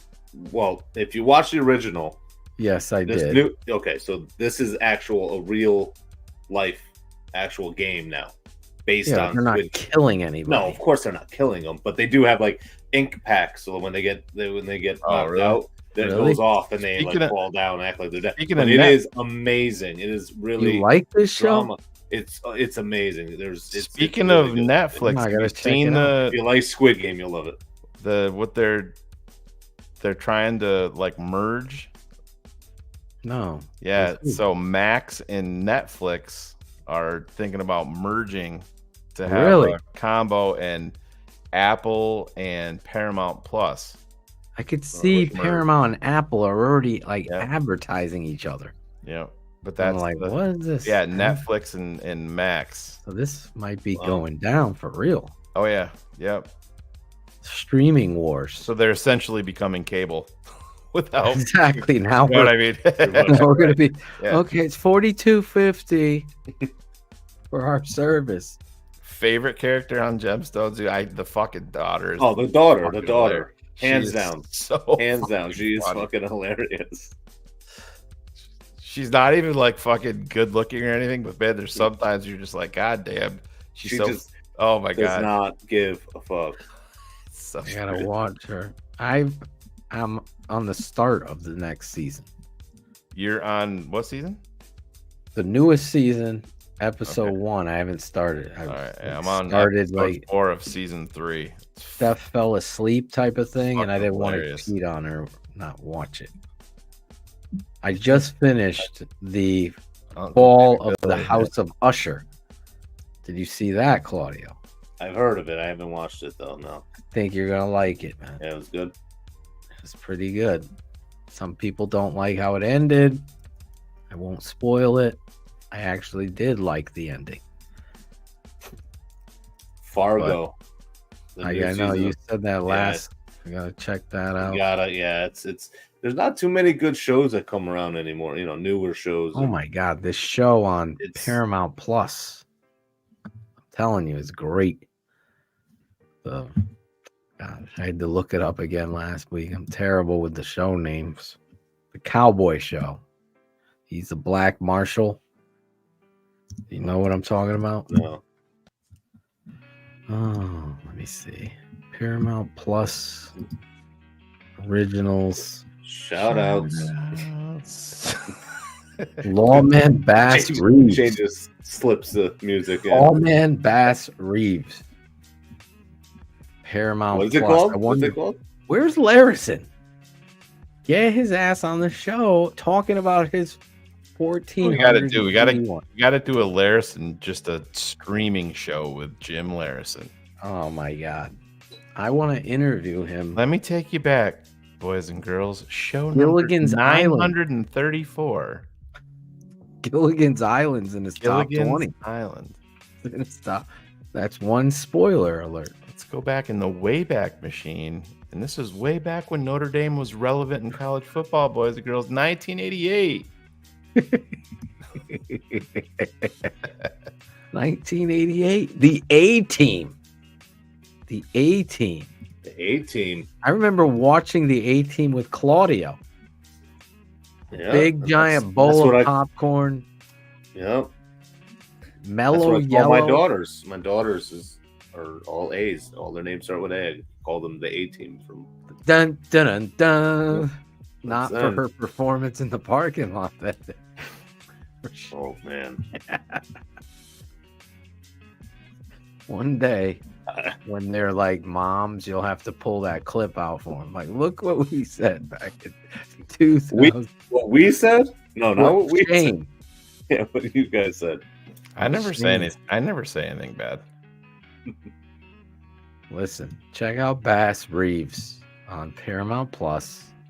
Claudio says Fargo and what is it? The Squid Game Challenge. Squid Game. That's like a reality TV show, right? It's a game. It's a contest, but it's reality. Yeah, it's not a scripted Shane show. Mighty Gemstones. Righteous Gemstones. I actually will say for the holidays, Candy Cane Lane with Eddie Murphy. Oh, Eddie Murphy, yeah. That looks... 2 thumbs up from the Atoshan household. Steph was all about it. So if you nice family night, Candy Cane Lane on Prime. Definitely check it. I actually enjoyed it too. It was good. Funny. Do you know Eddie Murphy was like my favorite actor as a kid? Like anything he did. I thought you were going to say Eddie Murphy, 52nd best comedian ever. No way. Definitely in my top 5. That's hilarious stand-up. The hilarious stand-up is classic. One of the best ever. Classic. With that being said, shout out to Chris Farley. Angelo, do you remember Greg Braggs? No. Shout out to Angelo, wherever Angelo, he is. wish me a happy Thanksgiving. Oh, nice. Is Angelo the best person you've ever known, Phil? Yeah, he's in the top 100. I'm not smart. All right. Dear Angelo, you are the best. Dear Angelo. Did you get through all the super chats? I think so. I think we did tonight. The Chicago Bears. We bold predicted Shane's going to bring tweets back next week. I am. All right. I can especially after what transpires on Sunday. Claudio's going to cut it out. Will Jackal show up? What are the odds on that? 0.0. 0.0. That's how you make Crystal mad. I have to get Jackal's permission to tell a great Jackal story from work. I don't have his permission, so I won't go against it. But Jackal is sort of a hero. I'll just say that. Thanks, Gotta Bill. give Jackal some love. Bill Wagner. Love that you found something other than the Bears to talk about. Thanks, guys. I got another thing I want to talk about real quick. Oh, God. As I'm sitting there, and I know we're at the 11:30. Wanted to end at 11. Because you're off tomorrow, you fucker. Oh, my God. Poor Shane. Must be nice. All right, I'll save it. But I don't know why. Like, you say something and then it shows up on your socials. So I was talking about retro video games, and all of this, every fucking advertisement is these retro game consoles that they're selling. It's crazy. Yeah. Then there's like retro, like people playing the retro games on reels that are showing up. Now it's affecting my reels. I was having like a 15, 20-minute conversation at work about retro games. And there was this game on the Commodore 64. What was it called? Bruce Lee. Oh, yeah? And I spent hours playing it, but you didn't have a save or anything like that. So if you fucking died at 95% finished, you had to start from the beginning. Anyway, Claudio. Yes, sir. Retro game show and a streaming show with Jim Larison. Yeah, I can get down with that, especially the show. The show about the shows. About the shows. Yeah, the shows. So Larison knows. Shout out to you guys, Cherie. Hope everything's all right. She wasn't feeling too good, so hopefully you feel better. Oh, is that what it was? I didn't. Yeah, well, she said she was tired after working late and she just wasn't feeling good. So, yeah, whatever. We love you, Cherie. Hope you love you, Cherie. Feel better. Yeah. So, that's it. Just shout out to the Bears. Let's have a big win, please. All right, give us something to have Matt Waldman on all the time. We're gonna have him on actually coming up. I spoke to him a couple weeks back. We're gonna bring him on, talk a little bit futures. What's his thoughts on Fields and the Bears? And I love Matt Waldman. He's the best. I miss Matt Waldman actually. Someone loved the Bruce Lee game, Claudio. Look at that. Shane, you got any shout out? Corn Planter. No. No shout outs? No. I was gonna shout out T3. He showed up. Yeah, he showed up in the chat. He was not my DMs. He showed up and then during the show. He followed me though on Twitter. It was kind of weird.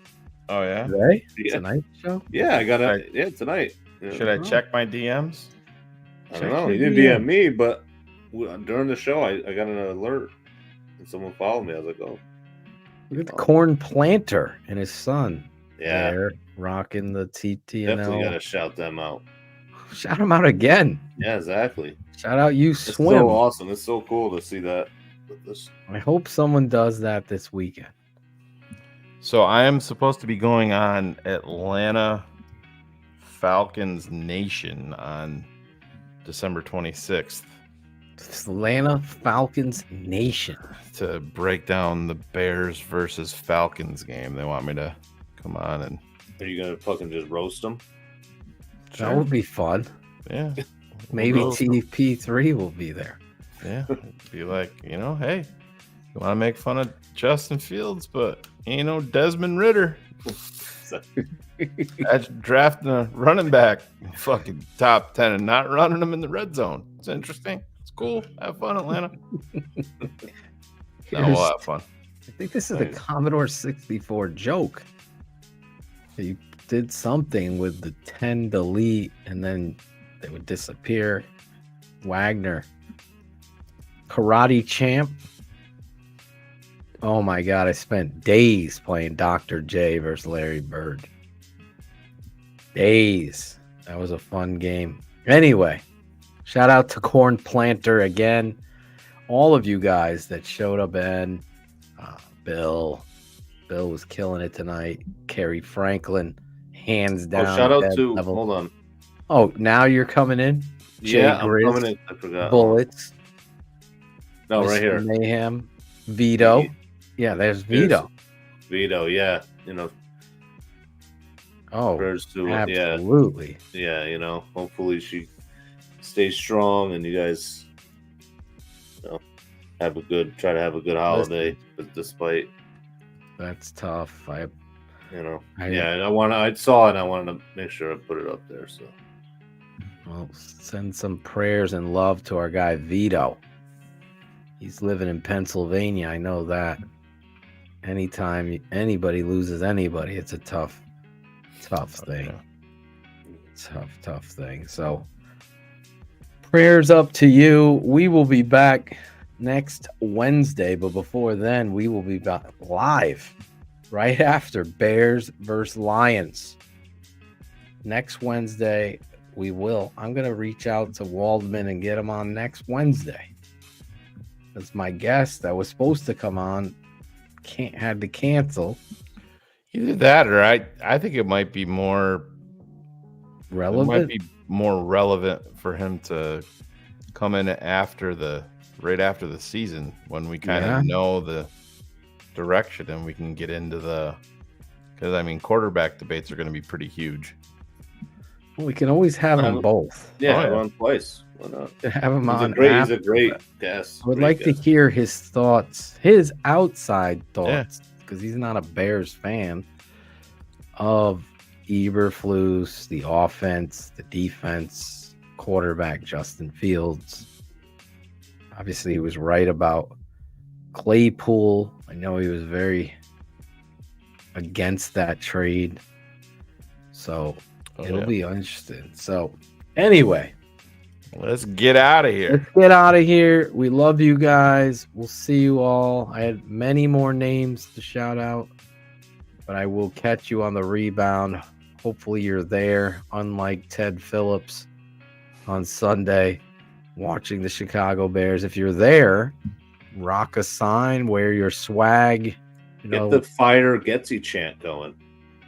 Get the fire Eberflus. Or Eberflus. Either one. Let's just get that going in Soldier Field. That'd be beautiful. Good.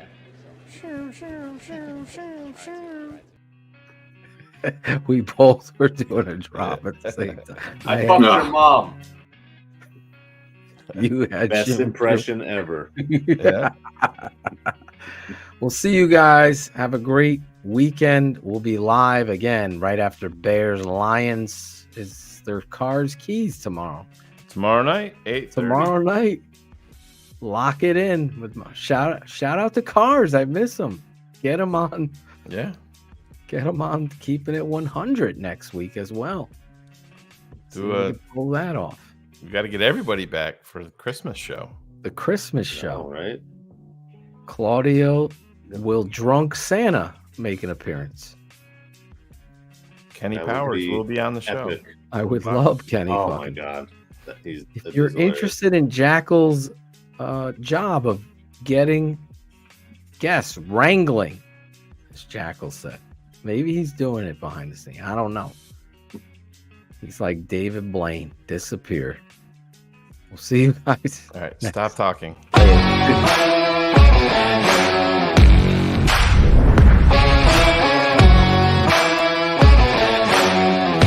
Playmaking standpoint, come on.